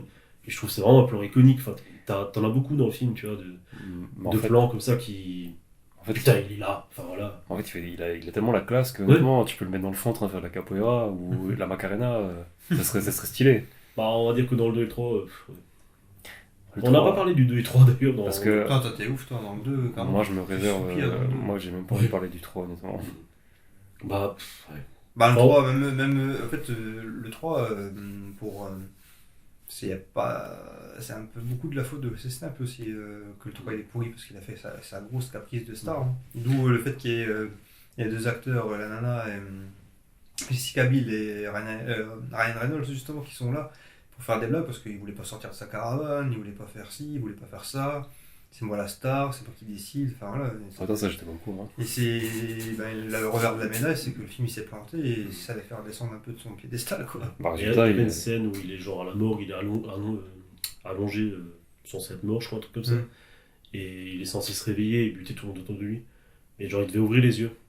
Et en fait il a refusé d'ouvrir les yeux. Oui mais franchement. Donc, du coup ils vont rajouter des yeux en CGI, genre des yeux ouverts. Parce que le mec n'a pas voulu ouvrir les yeux. Pourquoi il a caprice. Des caprices. Et en fait, il s'est pris la tête avec le réal, et à partir de là, il a fait que des caprices de merde pour le nuire, mais sauf que ça a nuit au film et ça a nuit à sa carrière. Voilà. Ouais, résultat, il a pas repris le rôle pendant 17 ans. C'est ça, c'est abusé. C'est ça. Et par contre, le 2, niveau charisme et iconique et tout, alors, je te rejoins pas, Quentin. Après, le seul truc où je te rejoins, c'est que l'univers du 1 avec les bagnoles, le garage et tout, ça j'avais kiffé. Le côté un peu plus gothique en Russie de Guillermo del Toro, j'aimais moins. Mais en dehors de ça, j'ai vachement. Déjà, quand tu fais un film en Russie, enfin je veux dire en Europe de l'Est, tu sais que ça va coûter moins cher. Visuellement, tu sais que ça va. Pourtant, tu sais ce que tu as. Ils s'en sortent plutôt plus. Parce que Guillermo del Toro sait se démerder. J'ai envie de dire. Ouais, c'est clair. Voilà. Mais ouais. Clairement, je sais pas, le film il sentait le cheapos quoi. Je veux dire, Ah bon? Franchement, je veux dire, t'avais plus de cuir, t'avais du latex quoi. Je veux dire. Ah, tu parles duquel là? Du 2. Du 2. C'est ouf. C'est quoi, moi j'ai une scène dans le 2 qui m'a déçu. Enfin, je les aime, hein. Le 2 et le 3, hein. Attention. Moi j'ai revu, j'ai du mal. Pour les raisons que j'ai citées avant. Mais je veux dire, tu vois, dans le 2, il y a une scène qui me fait toujours péter de rire tellement qu'elle pue le faux. C'est quand il est allongé dans un bain de sang et il se relève. Et t'as le sang qui coule comme la flotte sur lui. Ah oui, mais c'est la scène super stylée. Bah non, justement, parce que le sang ça coule pas comme ça. Je veux dire, à un moment donné, ça me sort tellement. Il n'y a donc pas que dans du sang, il y a du liquide. Ah non, c'est du sang. Après, le premier aussi, il est vachement liquide, le sang. Il est vachement. Un peu moins. Il est un peu poisseux, mais il tâche. Tu regardes l'intro. L'intro, non. Je crois que c'est du. C'est bien épais quoi, alors que oui, là dans le truc, c'est vrai que c'est de la flotte, je veux dire, il a dû faire une caprice de star encore. C'est du sirop de grenadine le truc. Non, mais c'est. Ouais. Mais qu'est-ce que je voulais dire dans le 2 ? T'as quand même aussi des bastons en CGI qui sont mortels. Un baston de fin, je trouve que le méchant du 2 il est vachement plus charismatique que Stephen Dorff aussi. Avec sa gueule increvable, il faut passer par je sais pas à quel endroit pour le tuer. C'était ça, pardon, je cherchais en fait ce qui me sortait aussi, c'était ces vampires. En mode. C'est des ghouls, c'est la mâchoire en 3 là. En mode Las Plagas de Resident Evil. Ouais, je sais pas, ça faisait plus bête que vampire quoi. Enfin, je sais pas, ça faisait pas vampire, tu disais, c'est quoi ce délire en fait. Bah, ça casse un peu le côté vampire.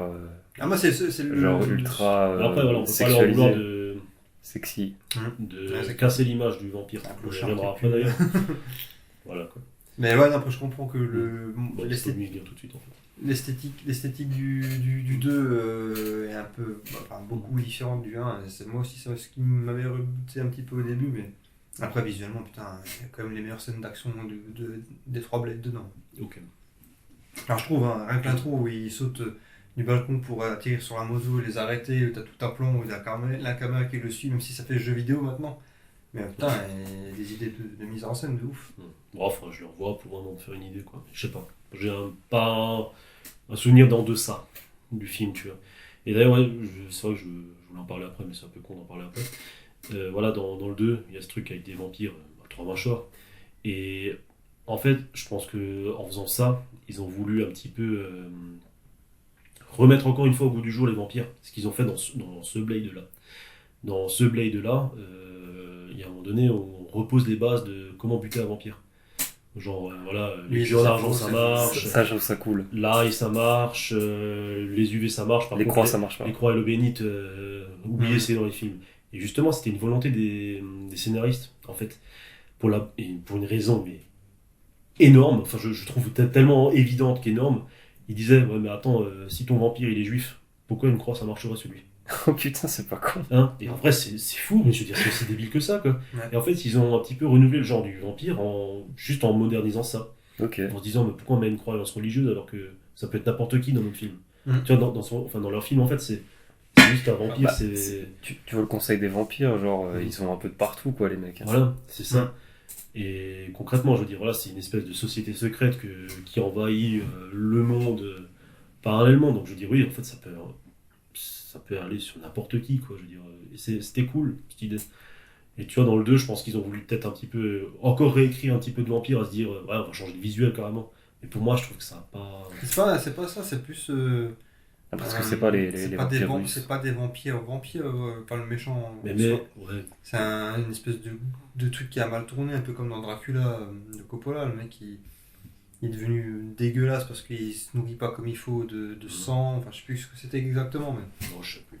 Bon, après, pour les petits côtés, les petits travers du 1, je trouve que c'est tout ce qui concerne Stephen Dorff et la conspiration des vampires et tout, je trouve ça super cheap. Hein. C'est vrai. Ah ouais. Quand ils vont les faire cramer sur la plage. Oui, les casques de moto. Avec les casques. Je trouve que c'était pas assez exploité le truc de la conspiration. Bah, je trouve que moi, je trouve que c'est ce qui rend le film lent. C'est que du. Et limite pas loin du nanar pour les passages là. Et heureusement qu'il y a Stephen Dorff et l'autre qui se fait arracher les dents, qui joue bien, parce que sinon, putain. C'est difficile de regarder maintenant. Je me dis, putain, ça aurait pu être un gros nanar de série B, même Z, pour lui, quoi, je te jure. Bah, là, moi, je reviens à ce qu'il a dit avant, Quentin, sur la modernisation. J'aime bien le fait qu'il y ait une explication, genre avec l'ail. Genre, en mode, ça leur fait un choc septique. Anaphylactique. En gros, une allergie, quoi. Ouais, je trouve ça cool, genre qu'ils ont vraiment un sang différent et tout. Et par rapport à ce que t'as dit, Mika, en fait, Attention, t'as ton mascara qui coule. Je trouve ça tellement nul, tu jures. Enfin, le mec, ça explique le fait qu'il a du. Pourquoi ils s'en mettent pas tout le temps et qu'ils sortent toujours tout le temps et qu'ils niquent tout le monde en fait. C'est pas des vrais vampires aussi, c'est pas des vampires purs. Bah, je sais pas, non, même le truc là. Ouais, je sais pas. Bah, après, c'est vrai que ça, c'était un truc qui. Comment dire, dans le film, moi je trouve ça passe dans le sens où, oui, bah, ça leur donne une raison de sortir, tu vois, enfin voilà. Mais par contre, si tu cherches pendant la petite bête de l'explication, pourquoi les yeux ils crament pas. Oui. Tu vois. Je veux dire, c'est con, hein. Il met des lentilles aussi. Voilà, à ce moment-là, tu pars très loin dans l'explication. Ouais. Je pense qu'il fallait juste laisser couler, à mon avis. Puis... Moi, j'aime bien. En fait, moi, contrairement à Mika, je trouve que c'est juste ce qu'il faut. Parce qu'il parle qu'il y a une espèce de société secrète du vampire, qu'ils se cachent, qu'ils ont des traités avec les humains. Et au final, tu peux t'imaginer un peu tout ce que tu veux. J'aime bien, c'est que c'est pas trop détaillé. Ouais. C'est juste que le putsch qu'il veut faire, c'est chiant à regarder. Après, c'est vraiment chiant. Le délire de c'est le gars qui est même pas un pur, qui est en mode ouais, les gars, c'est nous. Lui, c'est le petit con de merde. Au sommet, c'est nous, alors que le frère, il s'est juste fait mordre. Il va un peu révolutionner le truc, quoi. Enfin... Ouais. Ouais. Et après, comme par hasard, le sang de Blade, c'est la clé, ça aussi, c'est un peu tiré par les cheveux. Ouais, d'ailleurs, comment il sait ça? Surtout en plus, s'il n'y avait pas eu de vampire diurne, sur le moment, il fait comment en fait? Là, moi, c'est là où je trouve que c'est un peu raté, c'est tout le truc avec la Magra, le dieu du sang, ça sort un peu de nulle part. Moi, c'est ce que je me suis dit. Il y a des règles. Il a dû l'apprendre quelque part, quoi, en gros. Quoi. Ouais, genre il faut 12 vampires purs. Oh, comme par hasard, le conseil, ils sont 12. T'as une scène de musée vampire là avec les écriteaux machin. Je me dis, ok, ça marche. C'est pour moi, c'est un peu les gros défauts du film. Mais bon, après, voilà. Pour moi, c'est vraiment juste la fin. Et même, non plus, quoi. Oui, c'est sûr. Et même en fait, il t'explique jamais vraiment pourquoi, genre ça va faire quoi. Son truc, et à la fin, genre, je peux me recoller, je peux régénérer mes membres. Ok, mais tu peux déjà le faire, mais plus lentement, quoi. Oui. Ouais. L'autre, il peut se greffer. C'est vrai qu'on a la raison, mais pas le pourquoi, j'ai envie de dire. C'est ça. C'est très moche à dire. Bon, c'est le seul truc qui me dérange un peu dans le film. On veut le ramener, mais pour faire quoi? Voilà. En fait, Et après, l'autre truc qui me dérange aussi, c'est un peu comme un chien qui va attraper un jouet, il attrape un truc et puis après il a attrapé, mais pour faire quoi? C'est ça. Voilà. Et la relation quand il retrouve sa mère et que on dit qu'elle veut le baiser en fait. C'est un peu chelou parce qu'elle l'embrasse, c'est un peu ambigu. Elle est vachement sexualisée. Je pense que c'est juste l'animal, genre vraiment elle est. Non mais genre elle est dans le vampire, tu vois. Ouais. C'est comme la meuf, il lui conseille de se mettre une balle, ça vaut mieux. Ouais. Alors, c'est pour le baiser ou est-ce que c'est pour lui sucer le sang? Parce que techniquement, c'est pas un vampire, c'est pas un humain. Est-ce qu'elle est pas juste en mode je vais te bouffer le sang? Attention, le vampire c'est vachement sexualisé. Hein. Ah oui. Le vampire c'est le viol hein, de base. Hein. Ouais. Donc c'est quand même malsain, même si c'est pas, même si c'est pas ça. Donc, enfin, bref. On a tous dit. Ouais. On va embrayer. Tu veux qu'on passe aux jumeaux de film? Les jumeaux de film. Oh, moi je veux juste encore parler qu'il y a une scène que j'aime bien. Pardon. Il y a une petite scène que j'aime bien, c'est quand t'as... Ah oui, d'ailleurs, en plus, le gars qui dit à Deacon qu'il arrivera jamais à traduire, le gars il fait... Traduit. Je l'ai sur Google Trad, écoute. Non, j'aime bien, c'est la scène... On connaît pas Internet de nos jours. Non, mais tu sais, j'aime bien la scène où il le surprend dans la bibliothèque et tu sais, il est par terre en train d'attendre, mais genre chill, genre tranquille. Il y a pas de malaise. Et il fait « Répondez-moi, Frost !» Oh, tranquille. Et après, il va lui caresser la joue, là. Enfin, Ouais. c'est trop chelou comme truc. Ouais, grave. Mais ouais, il y a une autre scène aussi, c'est quand il commence à se mettre en mode vénère et qu'il prend ses armes et qu'il saute et qu'il lâche son fameux cri Frost. Moi j'aime bien, je te jure, c'est le truc où tu te dis ah ça va chier mon gars, mais ça va chier pour ta gueule. Ah, mais il le gueule plusieurs fois en plus. Oui, mais plusieurs fois, mais ce que j'aime bien c'est vraiment quand t'as la musique, t'as tout le truc, il prend les armes, machin, boum, il court, il saute, t'as putain de saut, il se met à genoux. Frost. Après il les enchaîne. Il y a ce moment justement où il court avec son sabre, un sabre en arrière. Oui. Ça fait vraiment limite samouraï. Oui, mais c'est ça, c'est stylé. Carrément. Ça, j'aime bien. Après, j'aime bien Bonne Trouvaille, Le truc MacGuffin, qui c'est le déclenche, fusil de Chekhov, le fait que son sabre il s'ouvre, il Ouais. pète la main du vampire au cas où il c'est fait bien quand il se pensé. positionne bien pour choper les trucs qui tombent. Ça aussi, Oui, c'est ça aussi. Il fait la cible. Le dernier avec le coup de pied retourné là. Ah oui, ouais. Après, Mais le délire samouraï, alors je sais plus si c'est exploité après dans les autres, mais genre il pose son sabre, il a son petit truc dojo. Ouais, il son fait dojo. de la Ça, j'aime méditation. bien. Ça je kiffe le délire. Alors j'ai pas compris, peut-être que l'un de vous sait, quand il prend sa plante là, et il lui coupe la racine. Ouais, ça j'ai pas compris non plus. Colmanzai là. Ouais. C'est un Est-ce que c'est un truc qui symboliquement veut dire je coupe mes racines et je l'avance ou... Bah, est-ce que c'est pas un truc de samouraï justement? Et si, parce que à un moment donné, il a un dialogue où il s'en veut, du genre ça le détruit de détruire les siens. En gros, il dit un truc comme ça, ouais, toi tu sais pas ce que ça fait de. Je perds mon humanité, plus j'en tue, plus je perds mon humanité, un truc comme ça. Non, il retrouve son humanité. Non, je te jure que non, c'est l'inverse. Il dit tout le contraire. C'est pas genre il est content de faire ça, il est pas content, j'ai bien entendu, j'ai vu ce matin. Okay. Bah, attends, moi pareil, j'ai vu ce matin. Moi j'ai compris Bah, l'inverse. je pense que hier c'est soir, je en me lien. souviens pas. Non, moi j'ai compris, c'est vraiment.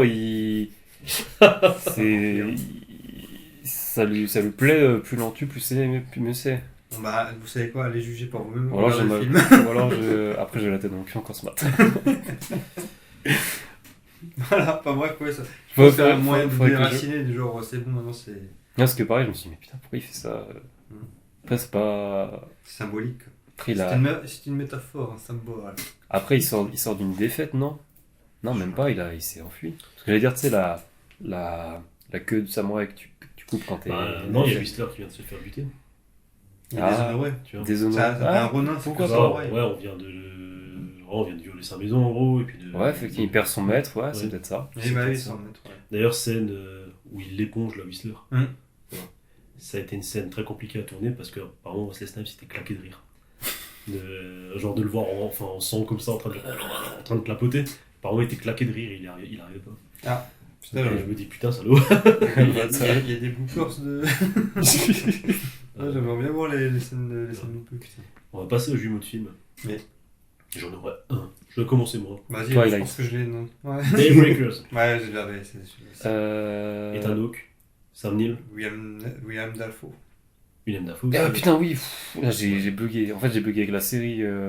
Clairement, enfin, pour moi, ça reste, je sais pas, le truc qui ressemble, enfin, le côté, un peu, voilà, underground, enfin, je veux dire, même si dans ce film, les vampires sont vraiment reconnus et c'est plus les humains qui sont un peu parias, quoi, enfin. Non, mais il y a tout un délire de société avec les vampires où ils vendent du sang et tout. C'est même ça, les boîtes. C'est ça, les militaires, ils récupèrent des bouteilles de vin, ouais. avec du sang, enfin, je sais pas, c'est un peu Oh bizarre. putain, d'ailleurs, merci de me le rappeler, c'est que la détail, la scène d'intro, en fait, tu vois le DJ en fond, avec l'humain, avec l'humain, et c'est d'un coup, quand le sang il coule, retour sur le DJ, ça s'allume, et il y a marqué Bloodbath derrière, effectivement. J'avais jamais remarqué ce détail-là. C'est énorme, ça. Voilà. Ouais, ça va. Bah ouais, Daybreaker, franchement, je l'avais vu au cinéma, c'était aussi une bonne claque. Et c'est un film fauché en vrai. Hein. Et pourtant, on dirait pas, mais c'est un putain de film fauché. Mais non, franchement, il envoie du lourd aussi. Toutes les idées qui sont dedans de la société avec les vampires, j'avais grave kiffé. Puis les acteurs, ils sont mortels. Et après, franchement, il faudrait que je me le refasse parce que je me rappelle plus trop de l'histoire. Je sais qu'il y avait. Ah, mais faut le redécouvrir. Il y avait. Parce qu'une fois que tu le sais, il a moins de saveur, mais je. Mais il y avait une un peu histoire oublié, de. Ouais, parce que j'ai oublié totalement. Je sais qu'il y avait il découvre un vampire chez lui, Ethan Hawke, mais après, je me rappelle plus du tout du reste. C'est un vampire. Ok, je me rappelle plus. C'est tous des vampires en fait. Mais il y a un truc où il y a une espèce de ghoul ou de vampire qui est chez lui, il essaie de la protéger ou j'en sais rien, mais il la plante. Il est humaine. Ou humaine, alors ouais, c'est peut-être l'humain. Ouais. En fait, ils cherchent un antidote. Ok, ouais. Et ils arrivent à le pondre. D'accord. Voilà. Et William Dafoe, c'est un chasseur de vampires. C'était un vampire. C'était un vampire. Justement, c'est la preuve. D'accord. C'est la preuve en fait que voilà, ils peuvent guérir. D'accord. Parce que putain, le casting était ouf, vous l'avez bien aimé. Et franchement, le film il est top. Il est top. Du coup, en jumeau de film, alors Société vampirique, grosse veste en cuir, Kung Fu, Underworld. Oh putain, mais oui, ouais, oh, carrément. Mais tu sais que Underworld, je me suis dit. Oh, mais quoi, j'ai pas pensé à ça. Ça devrait être le troisième film abordé par Quentin, vu la thématique. D'ailleurs, Underworld, c'est avant ou après Blade? Ah. Le premier. Après 2000 ou 2001, je crois. Ils en ont chié beaucoup, hein, quand même, d'Underworld. Il y en a une chier, ouais. Après, Kate Beckinsale. Rosa Maria, non? Rosa Mitra. Rosa Mitra. Putain. Ouais, ok. Le latex. Mais celui-là, ouais, c'était l'après-Matrix et l'après-Blade, ils ont fait un mix. En fait, ouais, ils ont fait. Les gars, c'est quoi qui a marché là ces dernières années? Vas-y, c'est bon, mélange. Ouais, et puis après, il y a eu Van Helsing aussi. Et tu vois, encore la meuf, elle a encore 3 griffes qui sortent comme ça. Mais vite, je te jure, putain, c'est ça. T'avais que celui-là? Ouais, vraiment. Après, sinon, c'est du film vampire, là, c'est juste vampire. T'en as des milliers à citer, mais vraiment dans ce délire-là, société secrète, sérum. Virus, tu vois, Underworld. Non, j'allais dire un truc, mais non. Non, j'allais dire. En fait, j'ai fait un pont, un raccourci. J'allais dire Resident Evil, mais c'est plus Underworld qui va vers Resident Evil que Blade vers Resident Evil. Donc, ouais, n'oubliez. Alors, on a parlé de Blade 2, de Blade 3. Attends, moi j'ai pas dit mes trucs. Si, tu l'as dit. Non, j'ai rien dit. Il a rien dit, lui. Si, mec, t'as dit Body Breakers et tout. Non, mais j'ai dit comme toi, mais j'ai pas dit ce que j'avais. Vas-y alors.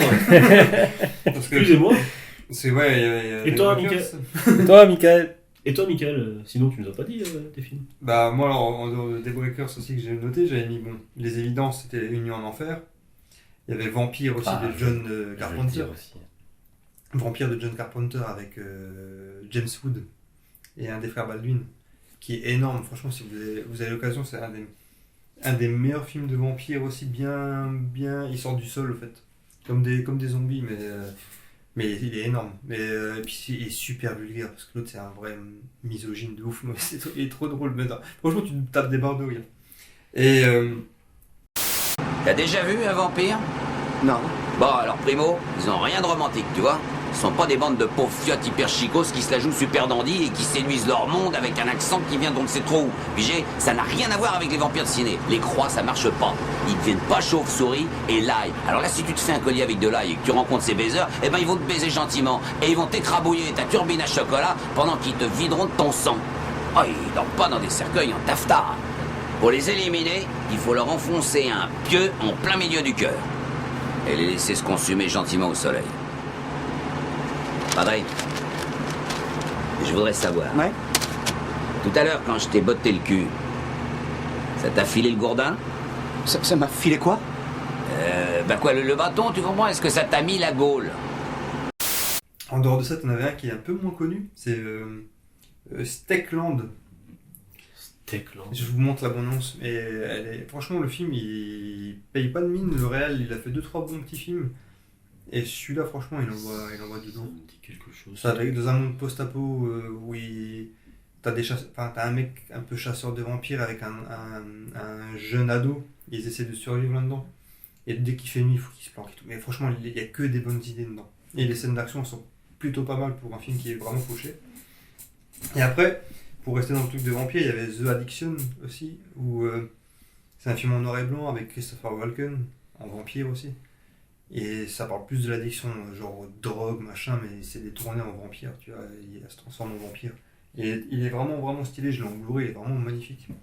Et après, vraiment, ça c'est un de mes préférés, je le garde pour la fin, mais c'est surtout pour le lien un peu samouraï comme ça, c'est Ghost Dog avec Forest Whitaker. Où le mec, il a vraiment... Ça me parle. C'est le meilleur rôle pour moi de Forest Whitaker, c'est genre un tueur à gages en mode samouraï qui vit sur un toit avec des pigeons. Il vit avec la loi du samouraï, il a un seul maître et peu importe ce qu'il lui demande de faire, peu importe ce qu'il doit faire, il le fait. Mais c'est genre Léon, mais version samouraï, un peu comme Blade. C'est avec des vampires aussi? Non, c'est vraiment juste l'état d'esprit qu'il a, Blade, dans le film, genre un peu samouraï, la culture et tout comme ça, qui me fait penser grave à ça. Vu que c'est un peu rap samouraï, tu vois. Ok. Donc voilà, c'était ça un peu ma liste de jumeaux de films. T'en as encore un à dire? Non, vas-y, dis. Parce que je viens de me rappeler, Van Helsing. Oui, c'est pas fou. Ouais. Pareil, French Coat en cuir. Alors après, tous les films de vampires qui ont découlé après, hein, t'as Dracula Untold aussi. Non. Oula.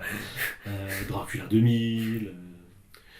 Ouais, putain, ils ont essayé de faire plein de trucs avec Dracula. Hein. Et les vampires aussi, c'est clair. Alors on a parlé de Blade 1, de Blade 2, de Blade 3. Personne n'a parlé de Blade, la série sortie en 2006. Énorme. Ils avaient sorti une série Wolverine aussi qui était incroyable. Ils avaient sorti une série Terminator aussi qui était dégueulasse. Ah oui, c'est par un... Ah, la série Terminator, c'est les chroniques de Sarah Connor. Oui, Ah, tu parles de la série live. Ah oui. Ah, moi je te parle de l'animé Blade par les studios japonais. Ils avaient fait aussi une série Wolverine. Oh putain, oui. Ouais. Désolé, bon bah tant pis, mon enthousiasme s'éteint d'un coup. Qui s'est totalement pété, enfin au bout d'une saison ça a été annulé. Tu m'étonnes. Totalement pété. Bah en plus c'était vachement proche des films, hein, genre... C'était pas censé être la suite. Le dernier film est sorti en 2004, et la série est sortie en 2006. Hein. C'est assez... Enfin très proche. C'était pas top. Et en fait ça genre... c'est parti en couille parce que c'était pété d'incohérence, genre... un coup les vampires, là l'argent ça ne faisait rien, un coup oui, un coup non. Enfin, personne ne comprenait quoi. Enfin, mais je me rappelle que putain l'acteur du peu que j'ai vu, il avait quand même un charisme négatif. Carrément, ouais, ça faisait très cheap. Il avait quand même les tatouages. Il me semble. Ouais, non, enfin visuellement ça pouvait aller. C'était comme ça, je crois aussi. Je dis ouais. Bah, tu te rappelles là, je t'avais montré pour rigoler, première image de Blade dans Deadpool et Wolverine. Oui. Et je t'avais montré un mec à Renoir avec. Et je t'avais dit non, c'est le Blade de la série. Bah, pas du tout. Tu sais, c'est qui ce mec en fait? Parce que j'ai regardé un peu les castings de près. Le mec, il a une cible sur le crâne. C'est censé être un tireur. C'est censé être un variant de Colin Farrell. En fait, dans le film. Voilà. D'accord. Ok. Mais oui, du peu que j'ai vu, j'ai pas vu la série, mais du peu que j'ai vu en visuel, ça a l'air cheap aussi. Sinon, vous avez oublié de parler, mais il y a Buffy contre les vampires et Angel. Oh putain, mais ouais, mais grave. En fait, la série Blade, voilà, juste pour clôturer ça, en fait, t'as l'impression qu'ils ont essayé de faire un costume de Wesley Snipes. Oui, c'est un cosplay. Voilà, un cosplay de Wesley Snipes, c'est en plein jour, c'est une série. En plein jour, série, quoi. Ouais, série live, pas trop. C'est comme The Crow, en fait, parce que j'ai regardé le nouveau. Visuellement, c'est ça. Il n'y a jamais de nuit The Crow, la série. Parce que ça coûte trop cher. Moins cher. Ça coûte moins cher de tous les jours, parce que si tu dois mettre toute une installation de lumière. Ah ouais, pas. Et c'est pour ça, c'est pourri. Et il y avait quoi aussi? Il n'y avait pas un truc Blood, une série de merde là. True Blood. True Blood, oh putain. Bah, apparemment c'est culte, mais. True Blood. Bon, je sais pas. Qu'avec des vampires aussi, c'est Teenage Vampire. Ah, genre un peu Vampire Diaries. Voilà. Putain, oui, voilà. On va passer support physique, juste un petit instant. Film sorti en VHS. Juste à côté de nous là. Super belle VHS. Il est beau, Wesley. T'as vu les muscles qu'il a? Alors c'est un truc qui a interpellé. Comment c'est possible qu'il attrape le sabre? Ouais. Je peux me montrer. C'est un truc que Nico s'est interpellé parce qu'il a marqué immortel, humain, chasseur. Bah il est ni immortel ni humain, mais il est chasseur. Donc voilà, on a levé ce chapitre. Un bon chasseur, ça chasse. Voilà. Un bon chasseur, ça chasse, mais c'est pas pareil. Film sorti en DVD coffre intégral aussi, donc la trilogie. Blu-ray et Blu-ray intégral aussi. Alors le coffret Blu-ray intégral vaut une couille, autant se les prendre à l'unité. Ah ouais? Ouais, carrément. Sorti en 4K aussi, en plusieurs steelbooks 4K. Putain. Et en steelbook Blu-ray qu'on a juste devant nous. Je suis fier de vous montrer. Ça devait être je crois une des premières publications du compte Génération VHS. D'ailleurs. Donc, Comme il ouais, il est beau. il Non, le putain. retire avec soin. Regardez-moi ça. Ce qui serait Il a un grave beau drôle, c'est que cadre tu sais, et tout. il le fait tomber là, genre dans le live. Là, on l'a eu dit. Édition spéciale Zavi, pour ceux qui se posent la question. Zavi. Ouais, Zavi, c'est un gros distributeur anglo-saxon, je crois, qui Ah. fait plus de Blu-ray. Ah, ok. Donc t'as une pièce rare En France, entre les mains. qui fait plus de Blu-ray en France. Oui, pièce rare. Ça cote combien ça 50 balles. Ça va. Actuellement. C'est J'ai moins, vérifié que dernièrement. c'est moins que ton The Crow qui était vachement Ah oui, récent. clairement. Ça m'étonne que Derrière, il est t'as classe. jamais fait un tatouage. Bah, il y a beaucoup de. à la Blade. Comme dit, il y a beaucoup de Blu-ray qui sont sortis récemment, tu vois, aussi. Il y a des Blu-ray 4K, donc celui-là, il n'y a pas vraiment d'intérêt. À savoir que t'as pas la VF sur la version Zavi. Moi, je me suis fait ce qu'on appelle un steelbook maison. Ok. J'ai mis la galette du Blu-ray français dedans. Donc, Ah, comme moi avec Casino, là, Ah oui, j'ai bah, acheté, c'est- j'ai mis Casino. Non, ceux qui font ça se font déglinguer, mais moi, à un moment donné, je fais Ah, ma je m'en collection bats les pour couilles. moi-même, donc allez vous faire mettre les autres. D'ailleurs, ça me fait penser Des que fins j'ai- vidéo ferait des bons. Voilà. Blu-ray, hein. j'aime bien le fait que son sabre il soit pas. Normalement, un sabre que tu as dans le dos, tu le prends comme ça pour pouvoir le dégainer. Lui, il l'a vraiment droit, comme un piquet. Après, il a une garde arrondie, vraiment droite. Effectivement. Non mais...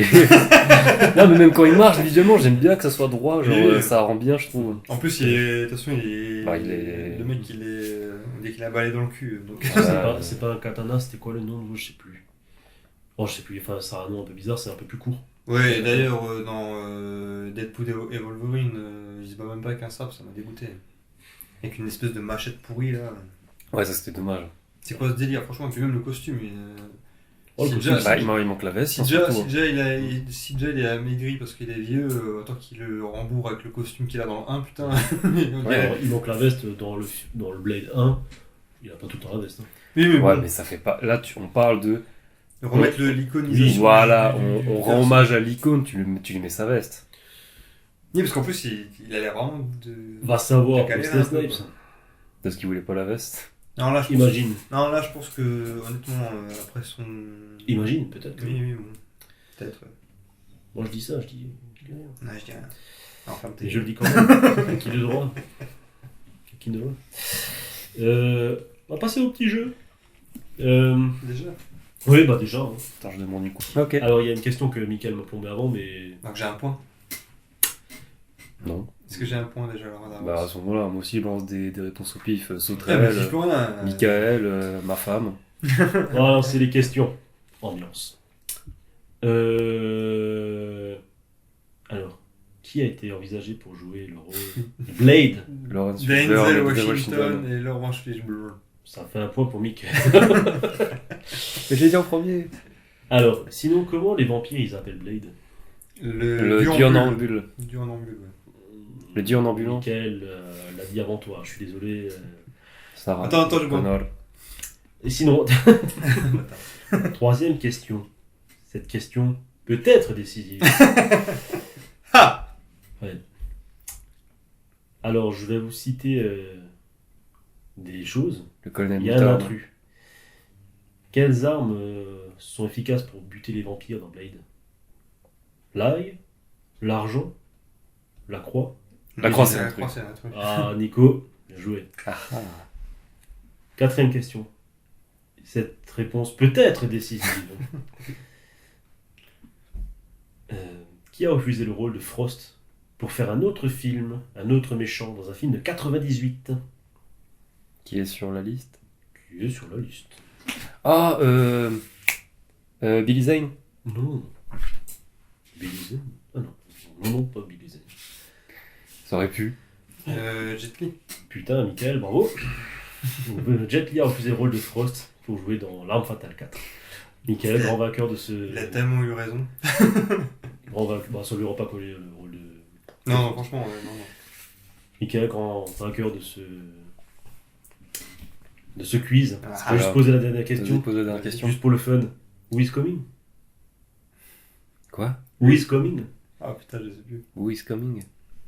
Frost? Who is La Magra. Ah, la Oui, Magra. La Magra is coming. Voyons, Mosinor, quoi. Là, je suis dommage, je suis dégoûté. Je pensais avec Billy Zane, j'avais un. Tu sais, je me suis dit, oh, peut-être que. Mais non. Non, même pas. Et du coup, ils sont passés de Jet Li à Stephen Dorff. Ouais, grave. Pourquoi pas. Bon, par contre, la baston, c'est Sam Jet Li. Ils ont été- J'aurais bien voulu voir. Ouais, grave, Ils se retrouvent dans Expendables 3, mais ils ont pas de baston ensemble, dommage. C'est vrai. Il est dans Expendables 3, Jet Li. Oui. Ah oui, il fait ce petit caméo à la Il débarque à la fin avec Harrison Ford et Schwarzenegger sur le toit. Ah, il est pas gay. Non. Attends, non, mais c'est il est personnage. petit, il est petit et il Son veut personnage- absolument avoir de l'argent pour sa famille. C'est qui le personnage qui revient mais gay? Si, c'est Jet Li. T'as pas eu le même film. Je sais pas, il revient bras dessous là avec un mec. Est-ce que c'est pas Harrison Ford justement? Non. Mec, t'es sûr t'as pas vu la version porno? Je te promets. Ah, j'ai l'image d'un truc comme ça. Ah, dans tes rêves, en peut-être. chemise. Ah, Non, mais et tout, là. dans tes rêves. Non, Et t'étais à la place on de vérifiera, Schwarzenegger en fait, ou tu pas? comprends ça, mais on Oui. vérifiera. Coupe. Ouais. Bon. Ah, Jet Li. Et sinon, avant de clôturer tout cet épisode là, ce joyeux épisode d'Halloween. Halloween. Halloween. On va parler de nos actus. Vous avez vu quoi dernièrement, les mecs? Nico, t'as vu quoi? Je vais j'ai laissé ma place à Michael, faut que je réfléchisse. Ah, D'accord. Michael, t'as vu quoi? Le dernier que j'ai vu qui m'a bien plu, c'était City of Darkness, le fameux film qui est passé à Cannes avec Samung et toute la vieille école de films de fight, Jackie Chan et tout, plus la nouvelle génération. Et ça ressemble grave à c'est un peu comme le Mad Max Fury Road, mais pour le Kung Fu. T'as vraiment tout le délire mythologique, stylé et machin dans un bidonville, réalisé par le mec qui a fait Limbo, qui est très fort, très fort, avec une caméra, visuellement c'est une claque. Et j'avais pas eu l'occasion de le voir au cinéma, mais je l'ai trouvé par des moyens un peu détournés et franchement c'est cool. Et vivement qu'il sorte en Blu-ray parce que celui-là il fera partie de ma collection. Faut savoir que ce film, ça fait genre 6 mois qu'on nous en parle. Bah oui, depuis Opération Condor j'en ai parlé. C'est pour vous dire quoi. Ouais, non, je l'attendais grave et j'ai pas été déçu. Ah. Moi j'ai enfin vu Twisters, la suite du premier. Le premier où j'ai beaucoup de mal. Ah ouais? Ouais, je sais pas, il y a... Oh, regardez une vache. Bah en fait, ce qu'il y a c'est que Twisters, en fait, il corrigeait un petit peu le souci que je trouvais qu'il y avait dans le premier. Dans le premier, je trouvais que, comment dire, on avait un film catastrophe, avec des tornades, mais il n'y avait pas de risque. Alors, je vais m'expliquer sur ce que je ressens. Comment dire, les protagonistes, ils allaient vers le risque, ils allaient vers eux-mêmes se foutre en danger. Il n'y avait pas de truc genre, oh putain merde, c'est la tornade du siècle, faut évacuer toute la ville qui est là, enfin ouais. Je veux dire, voilà, c'est... En fait, on race compagne en plus. Ouais, Ouais, c'est pas genre on s'en fout parce que c'est eux qui y y vont, tu vois, tu t'en fous, et puis c'est énervant parce qu'ils n'arrêtent pas de gueuler. Je veux dire, le personnage de Seymour Hoffman, là, que tout le monde idolâtre depuis Hunger Games, moi, je peux pas le piffer. Il m'énerve ce dans mec. le film ou dans l'acteur en vrai? L'acteur et le film. Ah Voilà, je te jure. Clairement. Oh, t'as toujours des parties pris très Ah non, tranchées. mais je sais pas, à un moment donné, il faut établir la vérité, hein, je veux dire, c'est pas parce qu'il y a un mec qui... Non, mais pourtant il est bon dans d'autres films, peut-être que t'as pas vu. Non, il est pas bon. Et ouais, je sais pas, Twisters, en fait, il y avait ce truc de. Bah, déjà, c'était assez respectueux dans le CGI, enfin, je veux dire, c'était pas exagéré comme pouvait le prétendre une suite d'aujourd'hui. C'est assez réaliste, c'est vrai. Ouais, et justement, là, en fait, on se rend compte qu'il y avait Ouais, enfin, il y avait un réel risque dans le sens. C'était pour arrêter une tornade. Et justement, enfin, ils cherchaient une solution. Voilà, on mettait en avant le côté qu'il y a un danger, en fait, que voilà, si ça allait raser une ville, ce qu'il n'y avait pas du tout dans le premier, je veux dire, dans le premier, t'en foutais, en fait. Tu vois, et puis ouais, il y avait un peu plus le doigt là-dessus, et puis on parlait avant de. Comment il s'appelle? Glenn Powell, l'acteur principal. Où, dans le même film, il arrive à jouer le connard, le frimeur, le mec qui aborde la compassion, et le mec qui d'un coup arrive à dégager une émotion, et puis de l'héroïsme. Quoi. Enfin, il arrive à jouer tout ça enfin, dans un même film qui. Enfin, j'ai beaucoup aimé le personnage. Lui, il sort ça son épingle du jeu depuis Top Gun 2 en fait. Il est vraiment dans le film là, c'est vrai qu'il est vraiment bon. Moi j'ai beaucoup apprécié Twisters. Moi le seul point négatif pour Twisters c'est l'abondance aussi. Pour le coup on parlait de l'abondance. T'attendais ce qu'il y en ait deux. Bah en fait il y en a deux. Mais il y en a deux au milieu du film. Mmh. Et c'est vite réglé. Et je pensais qu'à la fin, il allait avoir deux tornades qui se mettent en une seule et que ça fasse un truc de ouf. Oui, voilà. Bah, vu le titre du film et vu comment c'est vendu dans la bande-annonce, bah en fait ils vendent le film jusqu'au milieu quoi. Jusqu'aux deux tornades, et en fait, non. Mais c'est juste ça. Parce que je me dis, ah, mais attends, le film n'est pas fini, il va avoir une deuxième et tout. Mais en fait, non, t'es baisé. Je me suis aussi fait En pleine tempête. Donc, avec George Ça, Clooney. c'est le titre de ma sextape. En pleine tempête, c'est pas avec les pêcheurs? Si. Il est mort. Putain, ce film, je l'avais vu avec ma grand-mère, encore une fois, et hyper pessimiste à la fin. Genre, vraiment, je m'étais senti trop mal. Bah, oui, tous les héros crèvent. Hein. Bah oui. Il n'y a qu'un survivant. Voilà, bah, franchement, bon film, quoi. Ah, gros, c'était un bon film de George Clooney, ça, pour le coup. Mais alors, je me rappelais pas du tout qu'il y avait George Clooney dedans. Genre, ça, je me rappelle George Clooney, Mark Wahlberg. Non, c'est c'est pas Capitaine, vraiment. Après, quand ça, c'est mon souvenir de qui parle d'il y a 15, Ok. 20 ans presque même. Un des meilleurs rôles de George Clooney aussi. Et j'avais oublié aussi Monkey Man, parce qu'il est passé inaperçu, et Fall Guy aussi, et je me suis refait. C'est les deux films qui sont passés. Ouais. Ils sont vraiment passés inaperçus, et ils ont pas trop été aimés pour Fall Guy, en tout cas.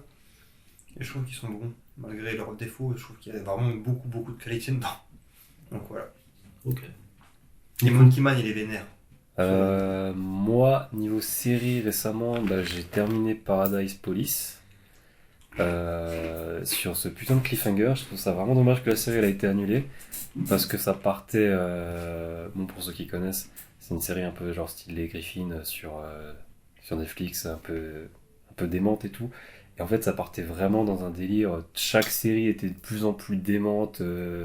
Ça allait ça prenait de l'ampleur, quoi. Ça prenait de l'ampleur dans le gag, et même c'était ça se permettait des trucs, genre je veux dire, il y a un épisode où il y a un des personnages qui balance un bébé dans un broyeur. Okay. Ah ouais. Et tu vois, et genre ça ose la vanne, mais genre à fond c'est... Putain, il y a un dessin animé comme ça, Happy Feet, je sais plus quoi là. Happy Tree Friend. Oui voilà, putain. Ah mais là c'est vraiment... dans ce délire là, ça se délire vraiment du dégueulasse. Mais Paradise Police, c'était vraiment, l'humour était en expansion, tu vois, genre c'était toujours plus aller plus loin et tout, et je trouve ça vraiment dommage que ça soit annulé là d'un coup. C'était à cause de ça hein. Non, pas vraiment. En fait, le twist c'est que en fait le gars il est dans c'est un truc vert en fait, il a pas vraiment balancé le bébé. Voilà. Sinon j'ai commencé Dahmer et j'aime beaucoup, par contre je comprends pourquoi les gens ils avaient gueulé à l'époque, c'est que ça le romantise quand même vachement. Genre en mode, regarder, c'est pas trop de sa faute, alors que... Ouais, ça le déculpabilise, en fait. Ouais, alors que, non, les mecs... Ouais, en fait, on cherchait à mettre une raison sur ce... Alors que des fois... Non, mais ça dépend de comment tu te places du tube, parce que c'est quand même une grosse merde, et ils le disent dedans, mais... Ouais, mais c'est juste qu'il t'explique. Après, il se fait buter en place en victime, je suis désolé. Ouais, il y a plein de moments où il est en mode, oui, mais c'est pas de sa faute. Non, mais je connais l'histoire d'il y a quelques années, donc oui, je sais qu'il se fait tabasser en prison. Oui, après, ils veulent juste expliquer que les gens qui deviennent comme ça, c'est qu'ils sont engendrés par quelque chose, c'est pas... Ils naissent pas méchants, quoi. En fait, le problème, c'est que tu fais une série sur ton protagoniste, t'auras forcément de l'empathie pour lui. Oui, c'est sûr. Tu vois ce que je veux dire? Et je comprends que les familles des victimes, elles ont gueulé quand la série est sortie. Et surtout, en plus, ça a pas été fait vraiment... Ça a été fait un peu dans leur dos, alors qu'il y a vraiment des vrais noms qui sont utilisés et tout. Ouais. Par contre, Evan Peters, il est... Ça de côté, la série, elle est énorme. Evan Peters, il est au sommet. Et après, t'as un épisode avec le black muet. Le sourd. Ah ouais, non, horrible. Et... Pour le point de vue des victimes, tu t'en as quand même, voilà, c'est pas non plus... Enfin, bref. Après, je comprends que... De toute façon, mais... Moi, je t'avoue qu'à la fin de la série, je me suis senti sale. Oui, c'est ça, mais c'est... Bah, ça, tu vois, je me suis dit, putain, mais qu'est-ce que j'ai pris du plaisir à regarder ça, enfin... Pas du plaisir, mais qu'est-ce que j'ai... T'as aimé la série pour... Qu'est-ce que j'ai eu envie de regarder ça, en fait, là, c'est ta curiosité morbide, quoi. Après, ouais, oui, enfin, si tu mets de côté le fait que c'est une histoire vraie, tu peux comprendre... je peux comprendre que t'aimes la série. Par contre, pour le moment... j'avais vu que la série était un peu sordide et tout, qu'elle mettait mal à l'aise. Pour le moment, j'ai pas trouvé ça très graphique encore. Donc je sais pas si à un moment il y aura vraiment bon, ça sera trop, mais il y a juste comme dit le moment où il goûte pour la première fois. Là, par contre, je me suis senti un peu mal. C'est suggéré quoi. Sinon, niveau film, j'ai rematé The Dictator. Et putain, Sacha Baron Cohen, j'ai envie de me refaire toute sa filmo. Je te jure, il est énorme. Même Sweeney Todd. Même Sweeney Todd. Mais j'adore ce film. Mais tu sais que Sweeney Todd, aussi. J'adore ce film, et même le moment où il a son battle avec Johnny Depp où il est en train de danser et chanter. Ah, moi c'était découverte au ciné parce que la séance que je voulais voir d'un autre film avait commencé. Je suis arrivé dans la salle, je fais fais chier putain, vas-y, je vais dans une autre salle au hasard. Bon, ouais. Je tombe sur Sweeney Todd. Je fais merde, putain, fais chier. Et puis je fais non, en fait ça va, c'est cool. T'aimes bien les comédies musicales? Non, pas spécialement. Il y en a peut-être 2 qui sortent du lot, genre Tenacious D, Sweeney Todd, Blues South Park. Brothers. Oui, South Park aussi. Et Blues Brothers. Et il y en avait une autre tête, mais ça me revient plus. Mais je sais que je l'ai en plus. Mais Moi, j'adore les comédies musicales. Et après, non, La La Land et tout, ouais, j'arrive pas. J'adore les comédies musicales. High School Musical, j'aime beaucoup. Bah, il y en a un qui va être content parce que Joker 2, ça va être une comédie Bah, musicale. et ça, moi, ça me fait j'ai kiffer. aucun problème avec ça, franchement, honnêtement. Les goûts sont... Ah ben, A Star is Born aussi. Ouais. Plutôt pas mal. Ça parle, c'est un peu une comédie musicale aussi. Non. Non, dans le sens où les personnages sont pas en train de chanter pour dire ce qu'ils font. Ah oui, non, mais Tu vois. c'est autre chose. Non, ce point de vue-là, oui. Oui, c'est vrai. Enfin voilà, ils sont pas en train de chanter pour une discussion, quoi. Et oui, Michael. Le Joker, ça risque d'être ça. Hein. Eh oui, Jamy. Mais dis donc, Jamy. Voilà. Enfin, moi, c'est tout ce que j'ai de ce que j'ai eu récemment qui m'a marqué. Ah bah c'est cool. On va clôturer cet épisode. Ouais. Merci d'avoir été là, les mecs. Pas de soucis. Merci à toi d'avoir tout ramené, comme toujours. Bah oui. Non, comme d'hab, on n'oublie pas de s'abonner, d'activer la petite cloche, Yes. de s'abonner, je l'ai déjà dit. N'oubliez pas de partager, s'abonner, commenter, c'est important commenter, aussi, bien en mal, qu'on ait des retours au moins. Voilà, minimum, ça serait cool. retournez-nous vos sentiments. Partagez. Voilà. Est-ce que vous aimez Blade? Est-ce que vous aimez Blade? Qu'est-ce que vous pensez de Blade? Qu'est-ce que vous pensez du super-héros actuel? Qu'est-ce que vous pensez de son apparition dans le Deadpool et Wolverine? Qu'est-ce que vous pensez de ça? Est-ce que vous attendez le remake de Blade? Moi, oui. Ouais, moi, un peu, je suis un peu curieux. S'ils changent le réel, qu'ils en prennent un bon comme c'était prévu, là, je suis un peu curieux. Oh, le niveau du réel, c'est un peu compliqué. Là, ça commence à devenir une arlésienne. Mais moi, je reste confiant malgré tout. Mais moi, j'ai vu le casting. Il y a celle de X et de Pearl et de Maxine qui jouent dedans. Pour le moment. Oui, pour le moment, si ça dégage pas, parce qu'on en a marre d'attendre, mais oui, c'est sûr.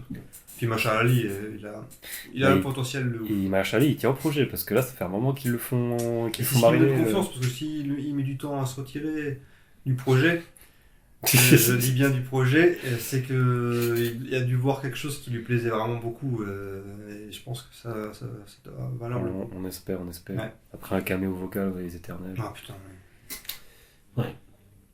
Donc n'hésitez pas à partager, liker, commenter l'épisode, vous envoyez-nous abonner, des photos de vous. vous abonner à la petite cloche et tout ça. On va avoir des Compte problèmes comme les youtubeurs. Le compte Instagram, tout ça. On se retrouve très bientôt pour un nouvel épisode. Ouais.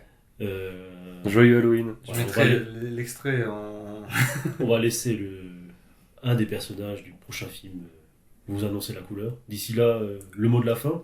Nico? Faust! Ah, enculé de race. Je voulais dire la même chose. Vampires. Je hais les vampires. Blade 2. Il n'y aura qu'un seul et unique Blade. Ah, moi je peux dire Toran. Nande ma vagina. A plus. Joyeux Halloween. Quand est-ce que t'auras des meubles? Quand j'aurai que ça à faire. Charlène va me laisser tomber. Pourquoi? Pas assez de steak au congélateur. Avec le fric qu'on vient de se faire? Las Vegas, le Super Bowl m'a nettoyé.